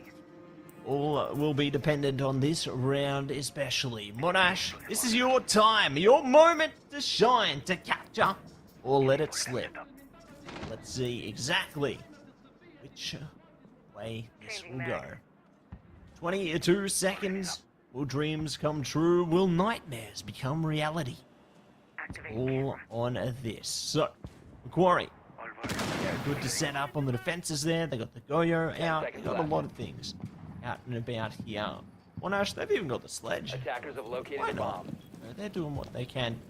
But we'll see if that is going to be enough as we move on to the action phase now. Macquarie waiting patiently, ready to blow up the terrain and bring some pain, but no one are going to be close enough to warrant any concern yet. Yeah, it's gonna sit and chill and see what's gonna happen from here. As this could very well be the last round that Monash plays into this matchup here. Some shots in towards the main door. Nothing really too crazy just yet. There's still even waiting as MQU taking this one a lot more slowly, a lot more chill. But yeah, just gotta see what's gonna unfold here. Yeah, got to see exactly what's going to unfold, and it will be Shaz unfolding a kill, curfling the first to fall there. Well done to them and theirs, and need to see what else they can lock in on here. Wait patiently. On the outside of this one, still more shots to follow up, but still a lot more this round is yet to give. Oh, an unfortunate GK coming on in and might just spell disaster. There's plant goes down, but no one to support. There's Frog comes bouncing, jumping right on in. And just like that, the match ends in a field of fire and flames. As MQU will rise from the ashes 7-2. Monash gave it a red hot go, but it was ultimately MQU that burned a brighter at the end of the day. A very decisive victory for the top dogs in this season. Yeah, well done. Well played to them and theirs there. Got to give props to Monash as well. You know, they certainly held on as much as they could there. Got a couple of rounds, which was nice to see for them, but unfortunately not meant to be today. But you know what is today? Let's see how things went today with our results coming at you right here, right now. Yeah, so some very interesting results that we've gone on here. UNSW beating out Swinburne 7-3. UQ beating out RMIT very, very close 7-5. And UTS beating out Monash there. And MQU had to get another pretty decisive victory against UON 7-2. Yeah, Lots of solid results in the beginning there, so going to be very happy with how things played out, and sure, going to be excited to certainly find more progress coming forward as well. You know, I think we've seen some confident starts, and we got more where that came from. That we do indeed. QT pretty decisive against UOM 7-2. RMIT 7-4 against UNSW. LTU taking out Swinburne 7-3, and UQ rounding it out against UTS 7-4. 7-4, say no more. Love to see exactly how the scores went there, and sure, there's going to be more confident results coming forward momentarily, just like right now. Looks like there is one series still ongoing, everybody, so we will update that one in time. Just wait for the results of that one to come through later. But now, though, we do see Macquarie away their series, as we just watched against Monash there, 7-2 affair. So let's move on to our standings. Yeah, still relatively unchanged. MQ, UQ, and LTU rounding out the top three, followed by RMIT, UOM, UTS, UNSW, and Swinburne to round out the top 8. So, I mean, the pecking order pretty well established by now. UON position number 9, QT, and Monash rounding out the leaderboard. Gotta love it, and, you know, things will change once that other series gets sorted, but stay tuned for that one later. Gonna be happy days, though, just like our sponsors. A big shout out to AGON by AOC, the #1 gaming monitor brand in the world. AGON by AOC provide best-in-class monitor solutions for gaming and all other needs. And of course, we cannot forget HyperX and Officeworks. Power your game with the latest HyperX gear at Officeworks. When you need speed, control, and zero distractions, Officeworks has got the tech. Discover gaming gear made to handle serious play. Way serious play every single day, and a big shout out to Indomie, the noodle partner. Made with high quality flour and selected ingredients and spices, a plate of Indomie mee goreng will certainly brighten up your day. Try any one of the flavors available today from your local grocer or at indomie.com.au. Big shout out to each and every one of our sponsors. We appreciate their support. And speaking of support, if you want to support the AEL, make sure you check us out on our social medias, AU Esports League. We are on X, Facebook, YouTube, Instagram, TikTok, you name it, we are on it. You can stay up to date on all of our competitions there and see the updated standings after this one as well, once that last match wraps up. Stay tuned for that. But for now, it's going to be the end of the day for you and me, Mr. Oni. It's been a pleasure, as always, to be on board with you there. It's been a pleasure to bring everyone all the amazing matches, and you know what? We can't wait to see you in the next one, so we'll see you there. Thanks for coming. Ciao for now.